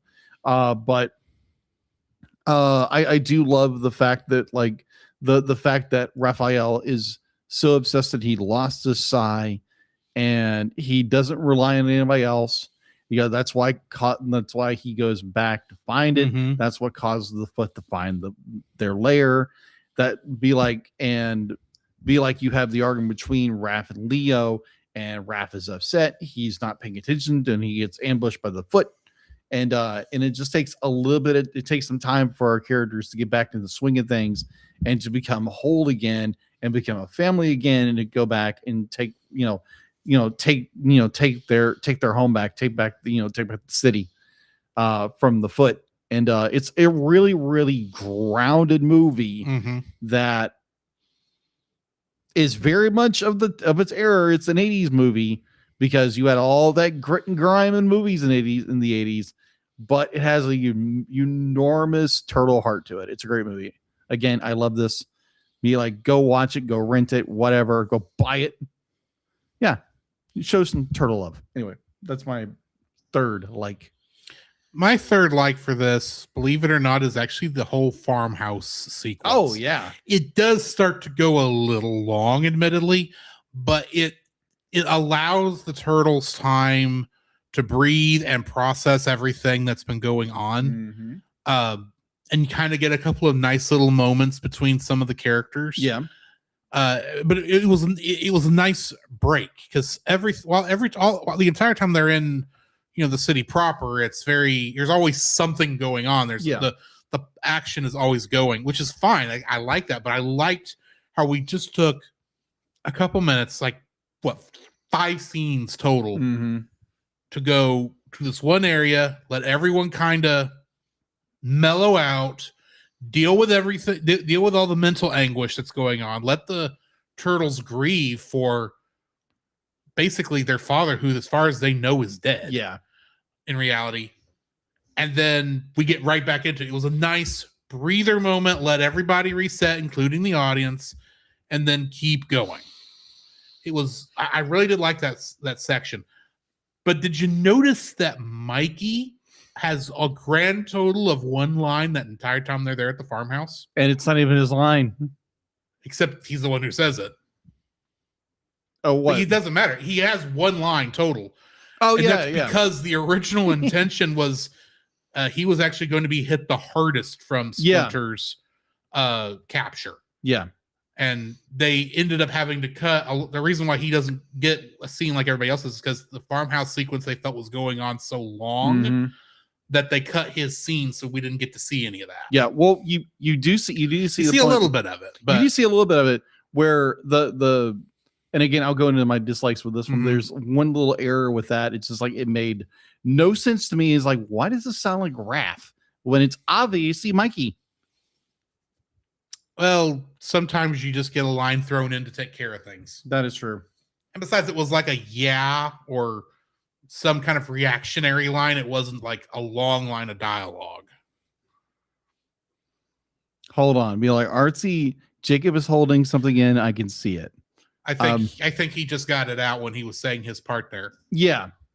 Be like, it's like, yeah, I will get into my dislikes in a minute because, but the whole farmhouse sequence was, it's great. was good just to give a moment of reset before we go back in and kick some foot butt. Yeah. So, Jacob, my first dislike, again, this is a nitpick, is it had a limited budget. Again, the fact be like this TV show toy phenomenon be like nobody wanted to pick it up. Nobody. Like no company, no distributor wanted to pick it up. The only person who would was New Line. And everybody else is like, nope, this is too risky. This is too risky. We can't do this because you had Masters of the Universe that come out like 2 years prior and bombed. Like every other superhero movie at the time bombed. And so no one would touch Turtles with a 10-foot pole. Batman would eventually succeed. Yeah. But they had it was being made at the time. So and everybody was saying this is going to be a bomb because they saw everything else that's coming out. And like, this is going to be terrible. So no one wanted to touch this amazing popular franchise with a 10-foot pole. And so you had a bunch of producers were like, okay, let's do this. Let's make it a small budget. And again, be like, it's the writing on the wall because you can see what the culture was doing because but sometimes nerdy comic book stuff wasn't a thing then like it is now. You didn't have the MCU. You didn't have all these amazing movies yet. It takes businessmen a little bit of time to realize that just because it didn't make money a year ago doesn't mean it won't make money today. Yeah, exactly. And again, I wish like producers and movie studios would have saw it and be like, oh, this is gold because it's been doing well on television. It's selling like hotcakes in the toy shelves. So why not make a movie out of it? Because they saw the writing to what happened with Masters Universe, Howard the Duck, everything else like that. They're like, we're not touching with the 10. Blade hadn't even come out yet. Yeah, no, Blade would come out to like the late 90s. Yeah. And so that's a phenomenal film. But it came out at the right time when the culture was saying, no, we be like, comic book movies are stupid. And then you had Batman. And the year after that, you had Turtles. And then you would have a string of, motion that then would eventually bring about the MCU. And what we know now. Yeah. It didn't go immediately because it took it took a decade. Took 20 years after this movie to come out before we got Iron Man. Yeah, exactly. And the superhero comic book adapted movies, they went up and down in terms of popularity. It really did take, as much as you can look at, say, Sam Raimi's Spider-Man and the first two X-Men films. Yeah. Those were definitely high points. Yes. But it really was not until Iron Man came out that we really felt this is where this is the golden age of comic book movies. Yeah. Not saying that they've all been perfect. Do not get me wrong. But that really, I feel, is like where we hit golden age. Oh, agreed. Of superhero movies. Agreed. Yeah. I wish, the the industry at the time would have saw what kind of golden turtle egg this was Mhm. and jumped on it and gave it a bigger budget. But I am grateful that for what the budget it did have, because we wouldn't have gotten this gritty, down to earth movie like we do now. I do agree with Geek Devotions. I wish they had let the team breathe for Turtles 2 and 3. We should have had an amazing TMNT movies if they had, Mhm. because there was only a year gap between the two movies, the first two movies. Because you can do so much good in a year. Yeah, it's never good. Be like they pulled it off, but the third one they didn't. Anyway, But anyways, yeah, I just really wish, the industry would have saw the writing on the wall and saw what they were doing at Warner, and they would have done, Universal would have picked it up or something like that. They Mhm. gave it a bigger budget, but again, we wouldn't have got the masterpiece we have now. So again, it's a nitpick. It's the time of the time period in which the movie came out. So yeah, it's my number one. Sure. my first dislike for this film is the softening of the edges Softening of the edges. in a couple spots. Like I brought up the whole thing where the kid that got beat up Oh yeah. was originally supposed to die, and then they added in things at the last minute to make sure the kids don't think the kid actually died, much like the guy in G.I. Joe the movie. I'm about to bring that up. Cobra. La, la, la, la, la. The thing is, when I see stuff like this, it's not that I want the kid to die. No, of course not. It's just obvious that was not the original intention, and it doesn't take much to look at and go, "You're obvious. This was obviously done at the last minute because y'all got scared." Because the sound effect, as soon as they get the kid off screen, that's when you hear the sound effects of him breathing and that other guy going, "You're gonna be okay. You're gonna be okay." It's like, he's dead. He's painfully obvious the kid is dead. Quit lying to me just to make sure the kids feel safe. Yeah, the rating boards is kind of a thing. Yeah. If you want your movie to go to theaters, you kind of got to do some cuts. I get that, but it maybe cut that scene just a little bit different. Yeah, but it's just the way they fixed it doesn't work. And there's a couple other places it really does feel like they intended the violence to be more, and they could have done more, but they held back because obviously they don't want it to be rated R. I don't think it was rated PG-13, wasn't it? It's PG. PG. Okay, they didn't want it to be PG-13. Yeah, because it's Ninja Turtles. They're still expecting kids to want to go see it, but they want to be aimed at an older audience so they can get the adults in to see it. So you're trying to hit that middle ground so that you want it violent enough that you're bringing in the adults, and of course that's why you're using a little bit more adult language. But at the same time, you want it to be soft enough that the kids can go see it, which I appreciate, because that's something that annoys me about a lot of modern superhero movies, is that you can't. I wouldn't feel right taking a kid to go see that film. True. And then you see kids in there anyway, and you wonder what those parents are thinking. But that's neither here nor there. It's just like anybody. If you're planning on, if you know going into it, you're doing this. Think ahead. Perhaps actually film a guy saying that you're going to be okay, or actually show that, not have the camera move be off it and just have this cheap sound effects and lines off screen doing that to hint that he's fine. Because, and maybe this is just me looking at it at 40 years old, knowing how this stuff works. That was so obvious that was added at the last minute. So, I don't know. It's just it bugs me when stuff like this happens, and as like just. What's your second dislike? I'm gonna read what Geek Devotions. My first dislike: not enough scenes where Raph is playing the guitar. Wrong musical.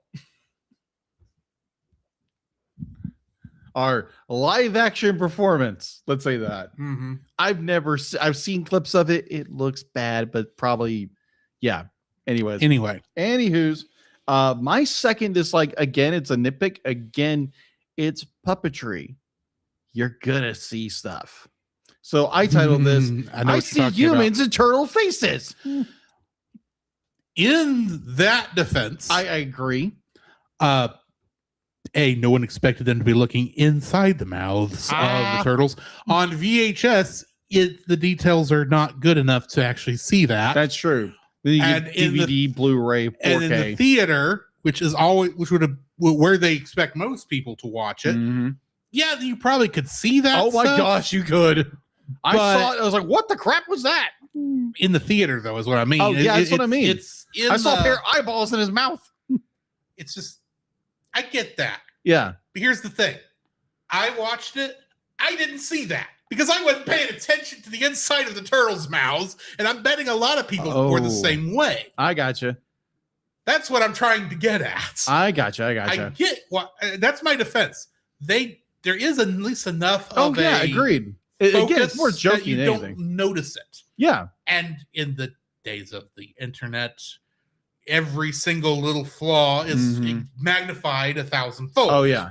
Anyway, continue. Yeah, that's basically it. It's just like you do see little things here and there because it doesn't really break the illusion, but like I think with the scene where Raph and Leo are arguing, you can see a crew member with a yellow hat trying to duck underneath the table. Little things like that. Be like you can see like strings pulled, whatever. Like you can see a hand pulling into a scene sometimes. Again, be like this is cinema. Be like it's not gonna be perfect. It's gonna be flawed. It's gonna be messy in some ways. In some ways, be like some things get edited in when they weren't intentionally supposed to be edited in. But yeah, overall, be like I still love this movie, and my first and second and again, I don't have a third one. My second dislike for this is the costumes for the Foot Clan. Wow. The little eye globe things. Okay. I get that might actually be how those are made. They were in the comics. I know that, but I'm looking at them now and it's like, it's a weird design. Could you not have? I mean, the 70s Super Sentai teams where they had the solid color bulbous eye things looked better than this, and you could see all the little holes throughout it. It looks like they're looking through a chicken wire. I get why. Don't get me wrong. It's just I wish it was better. Yeah, that's just I just wish it looked better because it looked like you talked about how you wish that this had a bigger budget. Yeah, it is in the costumes for the Foot Clan. I feel that the lack of budget is most obvious. Well, most of the budget actually went to the animatronics and the everything else. I get that, but the lack of budget to go elsewhere, I feel you can see in the costumes of the Foot Clan. You can in some. It's like I said. This is me nitpicking also, but oh man, it's like I looked at that and go, oh, those don't look good. No, at all. They don't. I would have rather you not have the bulbous eyes and just have the regular eyes seeing through the split in the in the cloth instead that would have looked so much better than what I'm seeing here with the way you've got this mask made. And I get they were matching what was in the comics and what was in the cartoon, and I appreciate that part of it. But if you're going to do that, make them look good. Yeah, to mention Geek Devotion's second dislike is that we no longer are able to get pizza in 30 minutes or less. Can I comment on that real quick? As a former Domino's pizza delivery driver? Yeah, how long ago was that? 20 years ago? Okay. Do you know why they no longer offer that? Because people were getting themselves killed? Because drivers trying to make sure they weren't going to lose money on the deal were getting themselves killed running red lights and making turns too fast and getting themselves killed. It is a good thing that they no longer have that as a deal, because in most cases it ain't the driver's fault. It was the people making the pizzas. It was the cooks in the kitchen. And the fact that there's never enough drivers. Rat. I'll get it later. So yeah, I know you don't have a third. Third. 3 fingers. My third dislike for this I'm curious. is simply the fact that because I do not have nostalgia for this, that I can't look, that I don't have the nostalgia to gloss over the goofiness. Okay. Because I'm still looking at this knowing full well, and I'm still seeing the goofiness. Like when we saw Mutant Mayhem in that film, I could accept the goofiness more because of the cartoonness of it. If I were watching the original cartoon, I would have the same effect.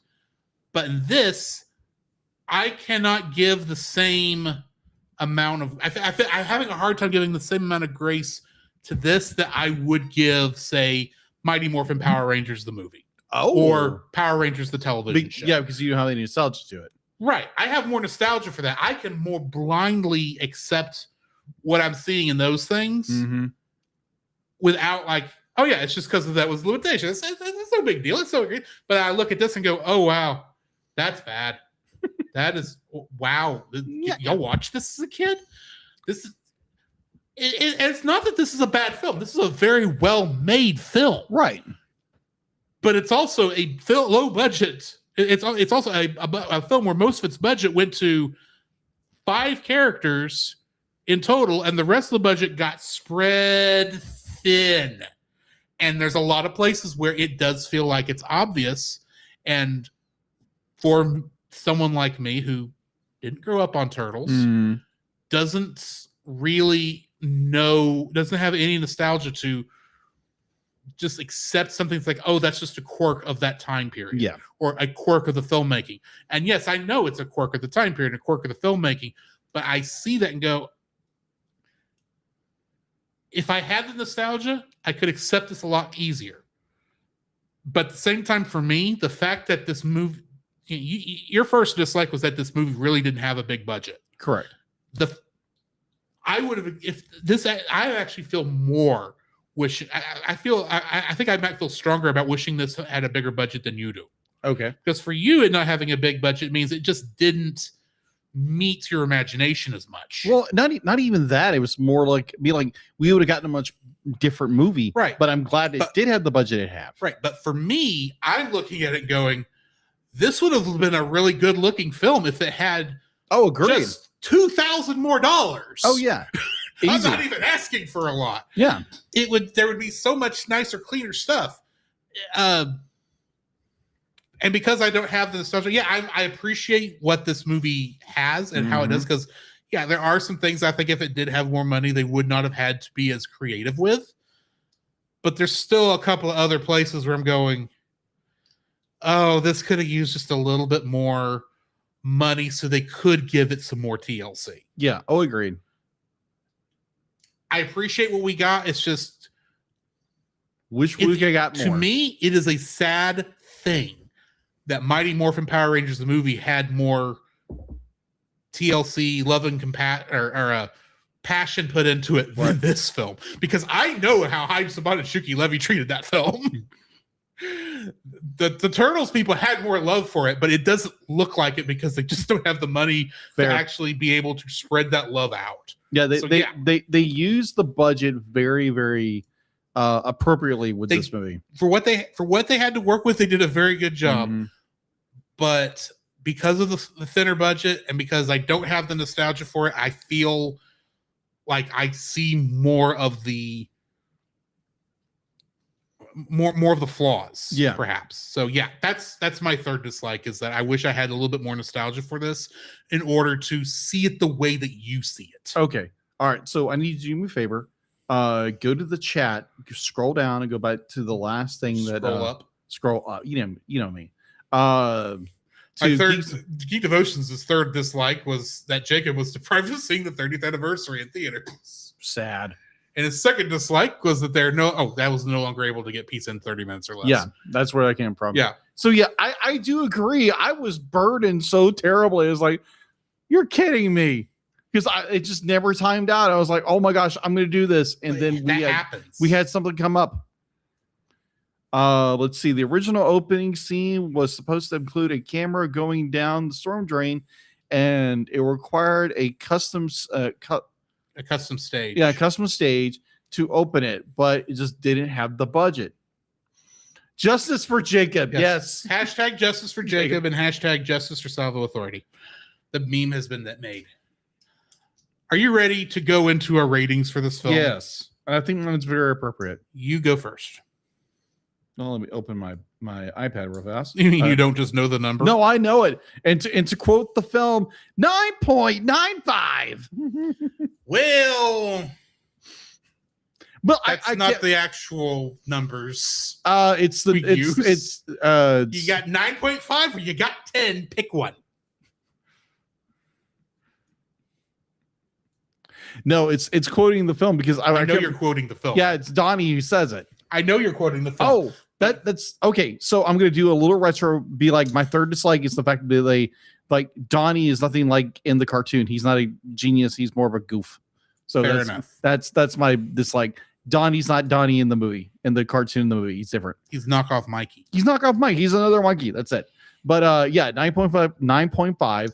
I absolutely love this movie to death. I'm not gonna give it a 10, but again, be like, it would just be gushing way over much over this film. I love it so much. Again, it was my childhood and I love it to death. And I would recommend anybody go and watch this film. Okay. So what are you going to rank it? Careful. I'm actually going to rank it an 8. What? Give it an 8.5. What kind of monster are you? 8.5. 8.5. Okay. Good man. I don't have the nostalgia for this franchise like you do. I know. I appreciate it for the quality of the filmmaking. There's a lot to like here as a film fan, as a fan of puppetry, as a fan of all that. And most of the reason for emotional damage, most of the reason for me knocking it lower than what you gave it is simply because it wasn't able to be given the whole the whole care it needed in order to be good, so or be better. So yeah, Geek Devotions is staring at me in a concerned hockey mask. Yes. This is the danger I've been in for many years. I'm used to it now. So yeah, I'm giving it an 8.5. Yes. Oh my gosh. Next week, what are we watching? Well, this is your pick. Oh yes, Red Shoes and the Seven Dwarfs, which is Snow White. Yeah, but she's fat until she puts on the shoes and then is skinny. Yeah. I heard this is going to be a weird film. It is going to be a weird one. I remember you talking about controversial, and it's like, oh, that's going to be fun. I remember you bringing this up on our first anniversary episode. Yes, we were talking about upcoming films, and we weren't really looking at upcoming films that we were interested in. We were just putting upcoming films, upcoming animated films. Look it up, Geek Devotions. I remember you talking about thinking this is the weirdest idea for a film, and then I remember hearing it came out like 2 years later. It's like, why? And now we're gonna have to talk about it. I'm curious if I'm gonna have to, I'm curious if I'm gonna have to play the Bad Movie Month theme next week. We shall see. But yeah, shall see next week. Let's go ahead and play some bumpers. We can talk about some Batman. All right. Yeah. Before you do that, I'll do 1, 3, and 5. Okay. Yeah. It's the same order you had before. Okay. So I did make sure I went back and got all that. Anyway. Got it. This podcast is a proud member of Culture Box. Whether you enjoy geeky reviews, comedy, or original fiction, you can open up the Culture Box and find something excellent for your soul. Point your web browser to culturebox.media. This week, we suggest checking out The Rushmore Show. The Rushmore Show is a place for ranking the ultimate top 4 in sports, video games, nostalgia, movies, and so much more. Each week, Andy and Kirk spark engaging discussions and friendly debates, making The Rushmore Show your compass in the realm of pop culture rankings. You can find more of them at their YouTube channel, The Rushmore Show, where it's all about your top 4 and nothing more. The Cellcast would also like to thank the following patrons. Artsy Steph, PaulGPowers.com, Book of Gaming, Edwin Gonzalez, and the Monster Island Film Vault. Thanks, Nate. If you would like to have your name shouted out on the show, plus episodes of our Patreon exclusive shows, We're Just Super Saiyan and our extra TAS of X-Men 97 Season 2, you can donate to us at our Patreon at the $1 level, and at the $5 level, you can get that plus uncut episodes of the Cellcast with no ads, plus special artwork from Jacob, which he's got some coming up. It's coming. And then at the $10 level, you can force us to review a film of your choice within reason in 2027. And folks, we already have our first taker for 2027. I remember that. So get your money in now while you still can.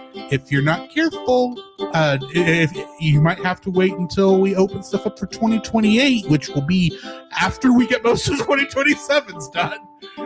So I may have to put a pause on the $10 level for a while. Oh, that'd be if we get too far ahead. Yeah. So yeah, get it on that. Plus, also check out our Redbubble store for stickers, t-shirts, and other various items. And you can also, if you want to support us without spending any money, please donate to us. Sorry, I said to say without money. I went off in another way. Please rate and review and subscribe to us wherever you found us, and share us with your friends. Or your turtles.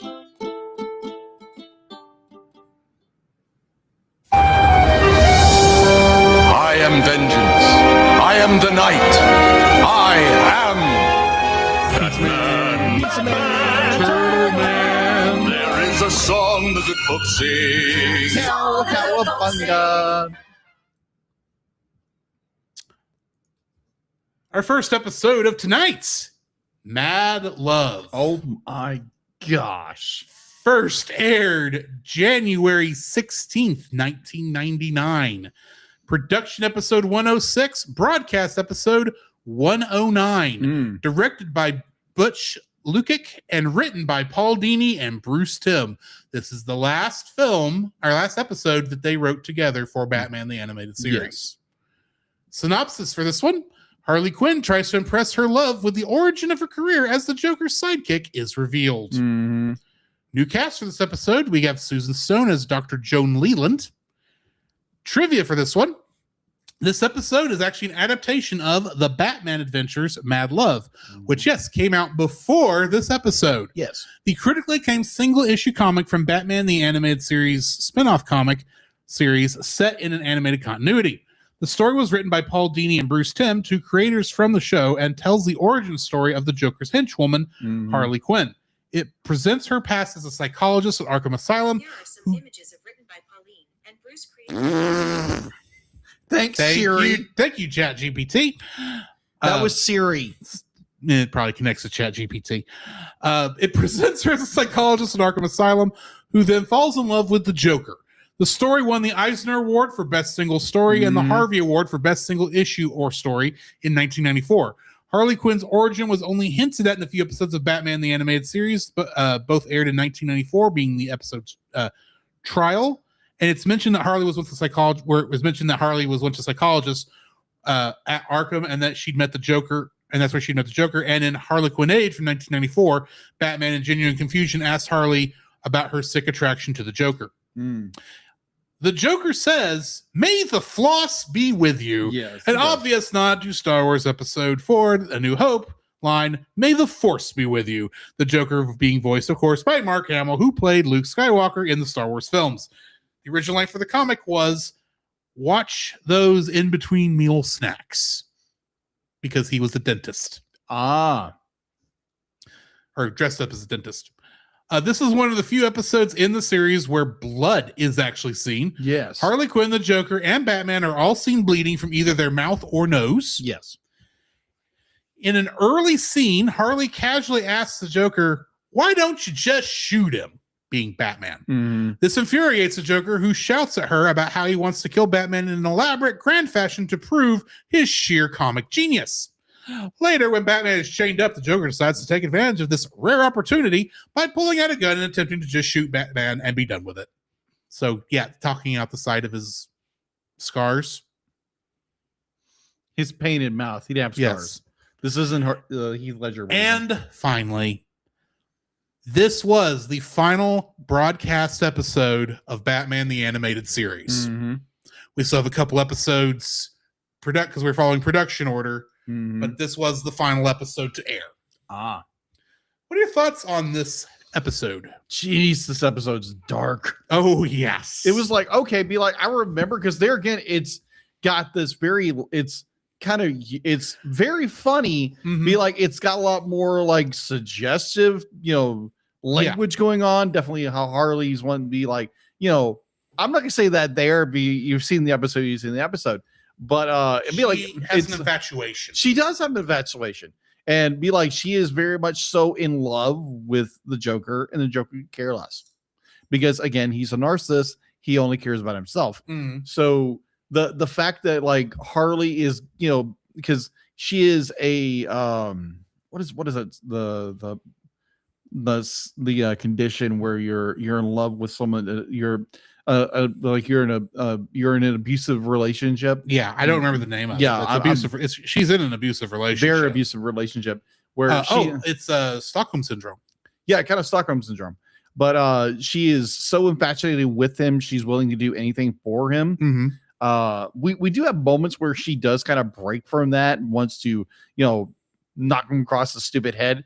But be like, it's a great episode where it's more, we see the origin of Harley, be like Harleen Quinzel, and she's her first day in Arkham, and slowly over time, be like the Joker starts to woo her and convince her, oh, he's just this poor unfortunate soul. And I love the interaction between Harley and Batman at the very end, where like Harley's got Batman, and it's like, oh, I got you right where I want you, and be like, am I putting a love me forever? Be like, and he'll really see my talents and everything like that, and Batman just starts unwinding everything she's ever believed about the Joker. That's like, oh yeah, what did he say, that one psychiatrist? Be like, oh yeah, the one time I was happy was at the circus, and it was just like, oh no, it was here. And it's like, yeah, because he's a manipulator. He's a narcissist. Be like, he's gonna make you believe anything he can just to get out of it. Be like, he's a Ted Bundy, but just whoopee cushions and everything, not murdering people. But like, it's a brilliant episode. Be like, there's a part of me like, because I can go to my local comic book shop and get a reprint of this comic. And I'm really considering, because that sounds like a really good story, and it's done very well because Bruce Timm drew it, and it was drawn in the original style of Batman the Animated Series, not the new Batman Adventure style. Exactly. I think I have the color version of that, where you can go in and color it, but it's the inks, which I love as an artist. So I have that in my collection. But I think overall, be like, it's such a brilliant episode where it shows, be like, Harley seems to, like, her delusion of the Joker ends, but she's back in Arkham. The fact to be like, this psychopath threw her out the window because she embarrassed him. The fact to be like, he slaps her for having the audacity to do something that he didn't think of. It's just like, wow, talk about your narcissism. And it's just like, and like the end, be like, she seems to be, be like, I'm done with this. I'm done with it. And then she sees a little flower with, that seems to be written by the Joker, and that kind of changes her mind again. Because again, sadly, victims who are being, constantly abused by their abuser, be like, it just takes one little thing from them to say, and they'll switch back to it, which is sad. Yeah. And again, if people who are being abused by other people, get them out of it. like ASAP.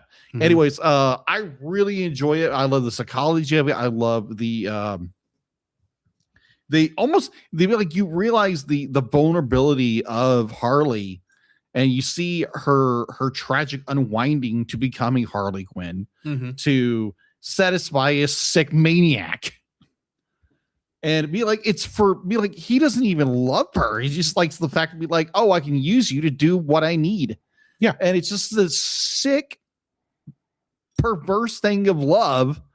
And it's just like, if you feel bad for her.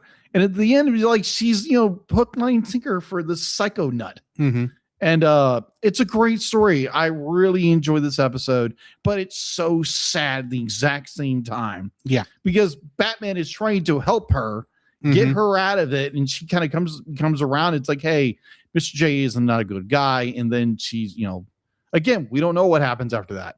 But it's a great episode. Yeah. So thoughts? Going in this is not the first time I've seen this episode. Yeah, me either. Be like, it's great. I was not sure going into it if I had seen this episode because most of the new Batman adventures I did not watch. Fair. But I do remember more than just the jokes and the memes that have come out of this episode. I don't remember much from when I originally watched it because I think that was at a time where this was 1999 when this came out. Yes. I would have been in 6th grade. There are a lot of different things going on. I don't think I watched the whole episode. I think I watched part of it, and this is the first time I think since then I've gone back and rewatched this whole episode. But going into this episode, I'm going to tell you that a part of me, call it the romantic part of me if you want, but just kind of seeing the relationship between the Joker and Harley, specifically in Batman the Animated Series, in the DCAU. Yeah. I recognize after this, it is most definitely not what I was seeing. Right. But a part of me was looking at this and going, okay, I was thinking they loved each other. It was a sick, twisted, evil love. Yeah. But that the Joker actually did care for Harley Quinn. It's just in a lot of cases he was very bad at showing it because he's the Joker. It does always have to be about him because he is a narcissist, like you said. But a part of me still looked at that and thought maybe, despite everything I'm seeing, maybe he is actually got a touch of at least sympathy. Or sympathy is not the right word, but a touch of caring for Harley. Yeah. This episode it takes that thought process I had and throws it out the window. Literally. Because I'm watching this and for a little bit, it's like, okay, I can see him manipulating her, but I could see a relationship forming out of that where it's like, yeah, he's trying to bring her down to his level. And that could be, depending on how sick and twisted you are and how crazy you are, I could see how that might be seen as a loving act.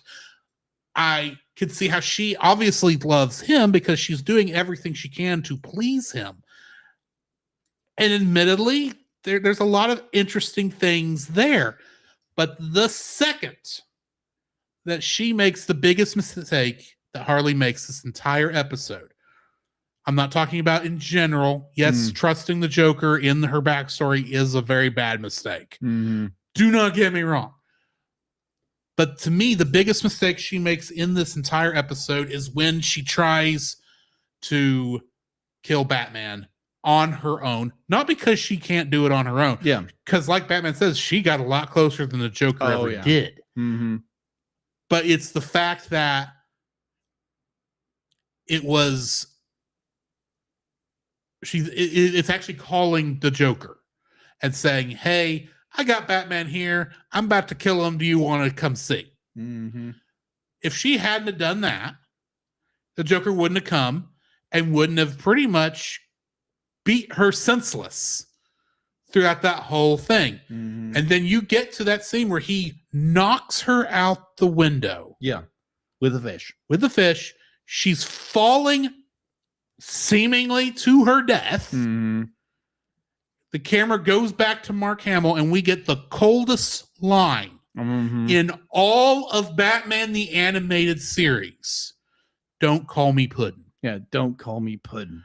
It's That like, was so... like, it's excellent line. Do not get me like, wrong, but it's so cold. if you are wondering how Mark Hamill, the Joker in Batman Beyond Return of the Joker can be the same character or an exaggeration of, be based off that character, it is that scene right there, because that is the Joker as he really is. To his core. His core. And that is the fact that he goes and then tries to kill Batman. It's like, oh yeah, he's just taking advantage. But at that point, I actually was saying, Harley, whatever love I thought that he had for you is gone now. You need to stay away from him, even if you remain a villain. Go hang out with Ivy. She's got more, she's looking out for you more than anybody else is in this show, including Batman. And the minute she sees that flower, it's like, oh no, she's going to go back to him. And it's never going to stop until after Tim Drake. It's not going to stop until after Tim Drake kills Joker. Mm-hmm. And she gets chunked again.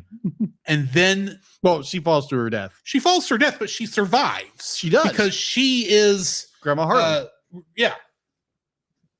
And it probably, even then, her love for the Joker never went away. It's just without the Joker there to continually manipulate her. Oh, yeah. She actually probably got better. She obviously had kids. Yeah, she got into a relationship. With someone, but she probably never truly got over the Joker. Yeah, and probably it's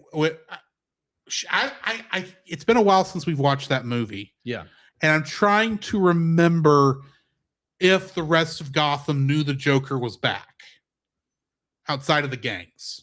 I'm fairly certain because it's the Joker. Be like, he wants as much publicity about everything. Right. And so. she could have obviously seen the Joker's plans and go and recognize the earmarks of how he would do something. Oh yeah.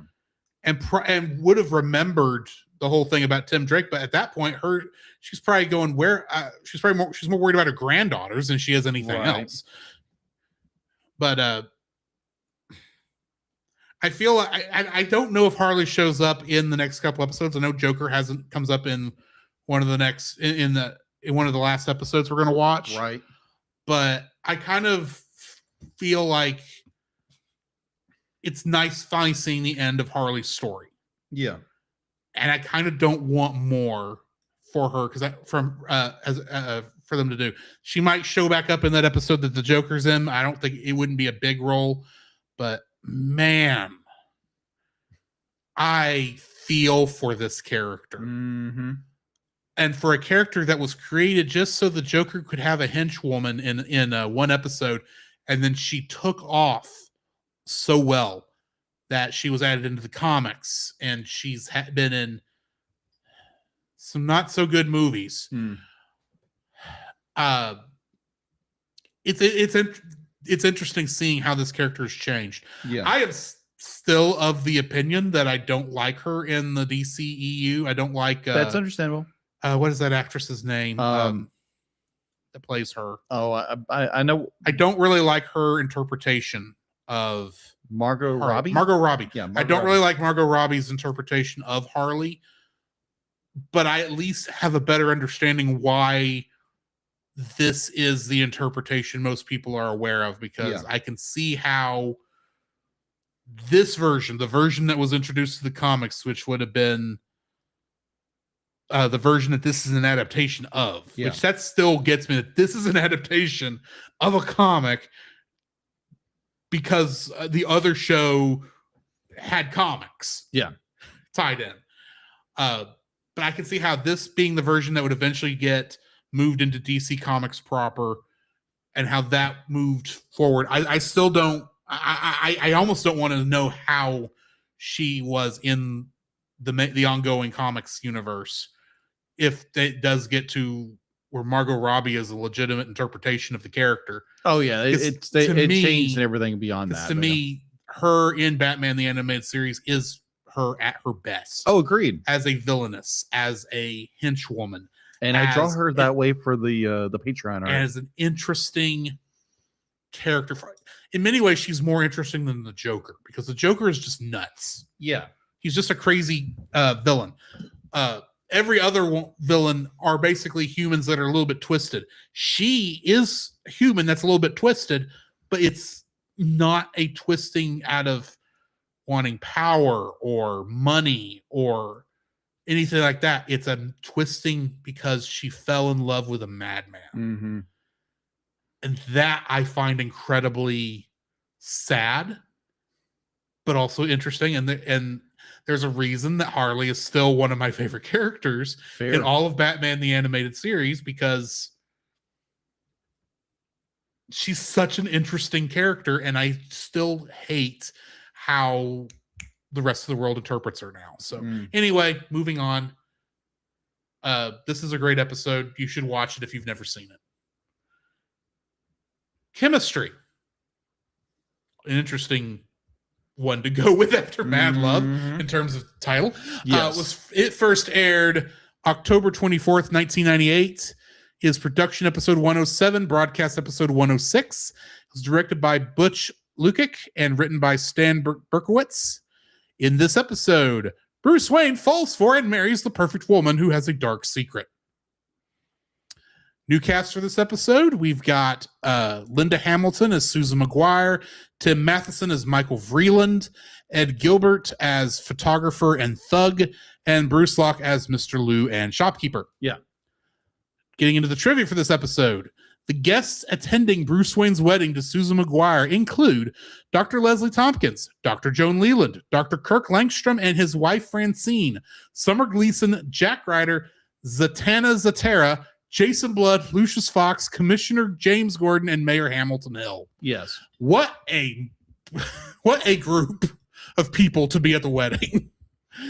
What a motley crew. Yes. Elements of the instrumental score, The Promise, from the feature film Batman Mask of the Phantasm, can be heard when Bruce announces his intention to give up being Batman. Oh, okay. This episode marks the second time Poison Ivy has created plant-based artificial humans. She previously used a similar subterfuge in the animated series episode House and Garden. While this was not romantic in nature, there was a brief scene at the end where Ivy looks in regret at having a settled life as her facade was. Yeah. And lastly, Batman and his allies apparently don't consider Ivy's creations to be sentient life forms, since they exterminate them without compunction. What's your thoughts on this episode? Oh, yeah, because be like this episode does it's like, okay, what's going on? Because again, be like, it's very subtle. Like Batman be like Bruce, just like, oh, he's head over heels for this girl. And for me, I was suckered into it. I was okay, what's going on? And everyone's like, okay, like, hey, double check this. Hey, I'm gonna go on a honeymoon. Whereas my first thought was, you can't marry someone you just met. That is true. Yeah, agreed. Yeah. So it's like, yeah, once you realize, oh yeah, this is this is an Ivy episode, and it's like, oh, that makes sense. That's why it's called chemistry. And it's like, because it's pheromones and all this other stuff.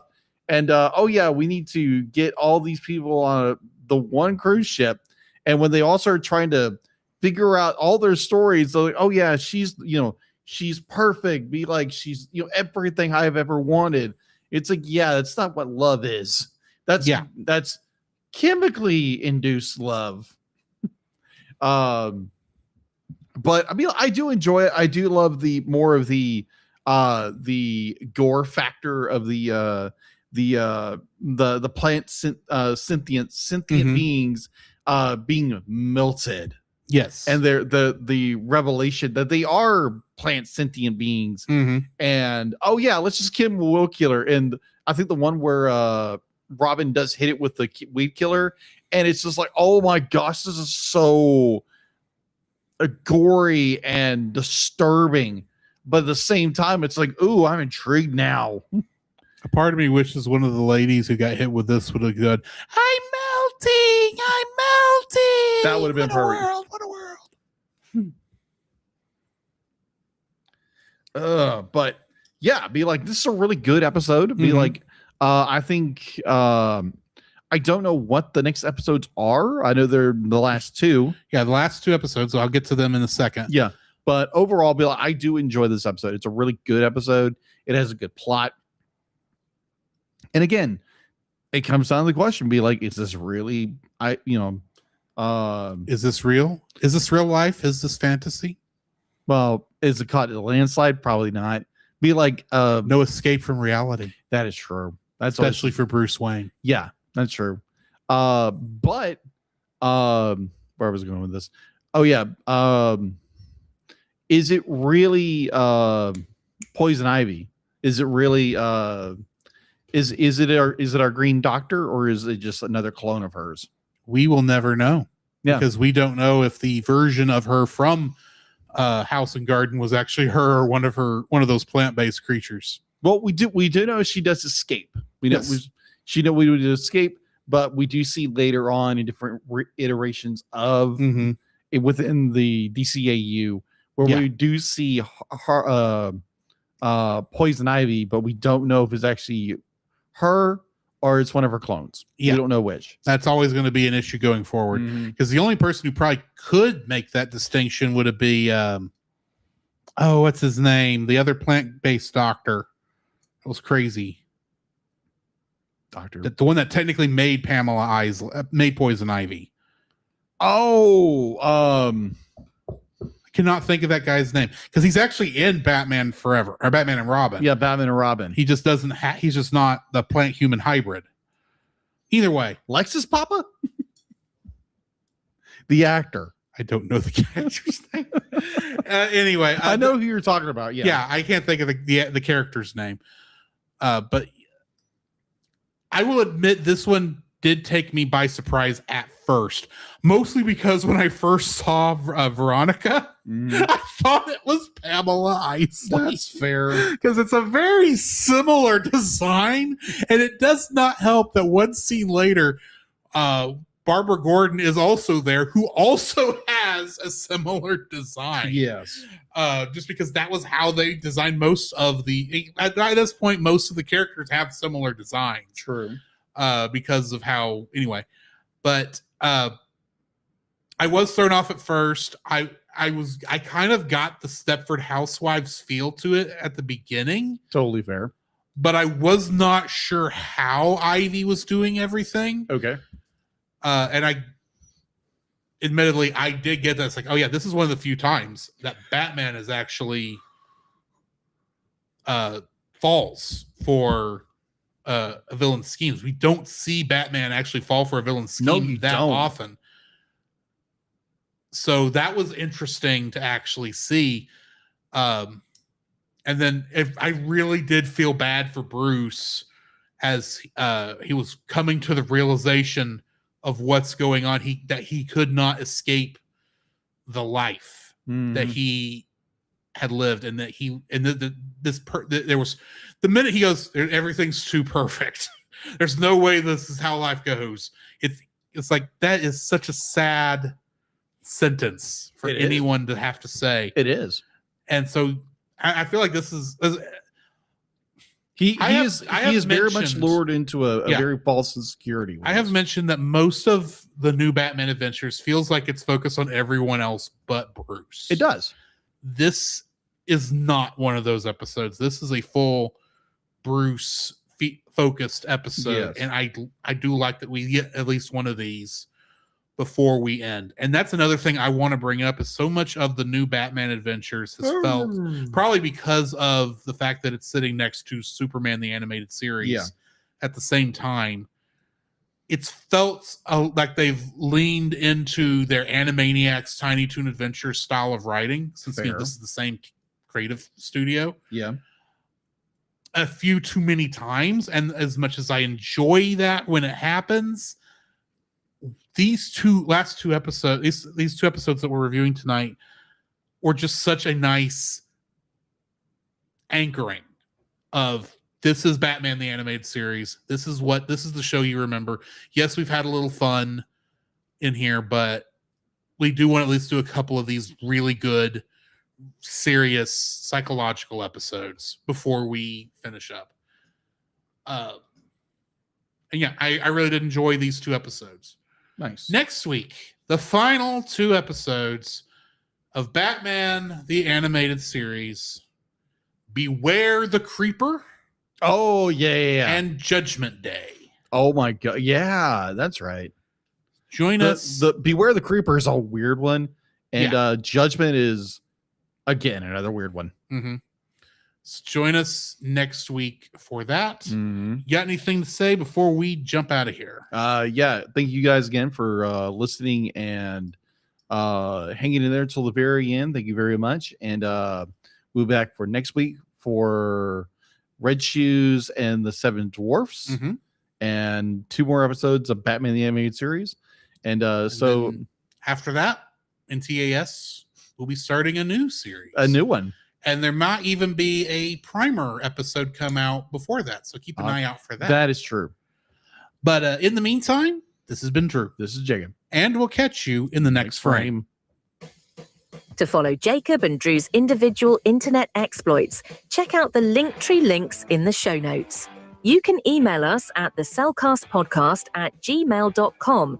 Follow us on Twitter or X at @cast_cell. Follow our Facebook page, The Cellcast Podcast, and join our Facebook group, The Cell Nation, our YouTube channel, Cellcast, and our Rumble channel, The Cellcast Gaming. You can join us every Friday night at 7 p.m. Central for our live recordings of our episodes on Twitch, Facebook, YouTube, and Rumble. You can also join Drew on those same streaming channels on Tuesday nights at 8 p.m. Central for gaming streams. You can listen to our podcast on Apple Podcasts, Spotify, or anywhere else fine podcasts can be downloaded from. Please rate and review us where you found us. Our theme song is Drop and Roll by Silent Partner. Our bad movie theme is It's Party Time by Gregory Snegoff, with additional audio from the film Titanic: The Legend Goes On. And remember, that's Cell with a single L.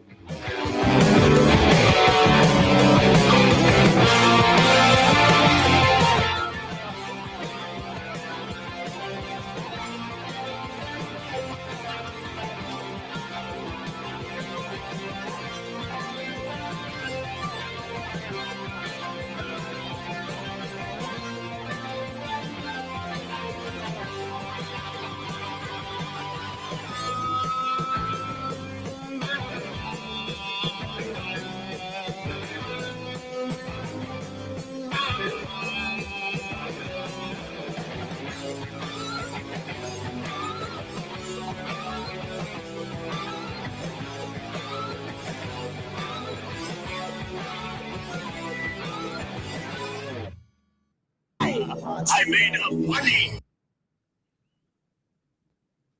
That's it, folks. Cowabunga. And that's the end of the episode. That's an episode. Thank you very much, guys. Let me find something for the Twitch people to raid. Someone for the Twitch people to raid. And since it's Ninja Turtles, I'm thinking of just giving Elle a book since he's once again always doing playing Ninja Turtles.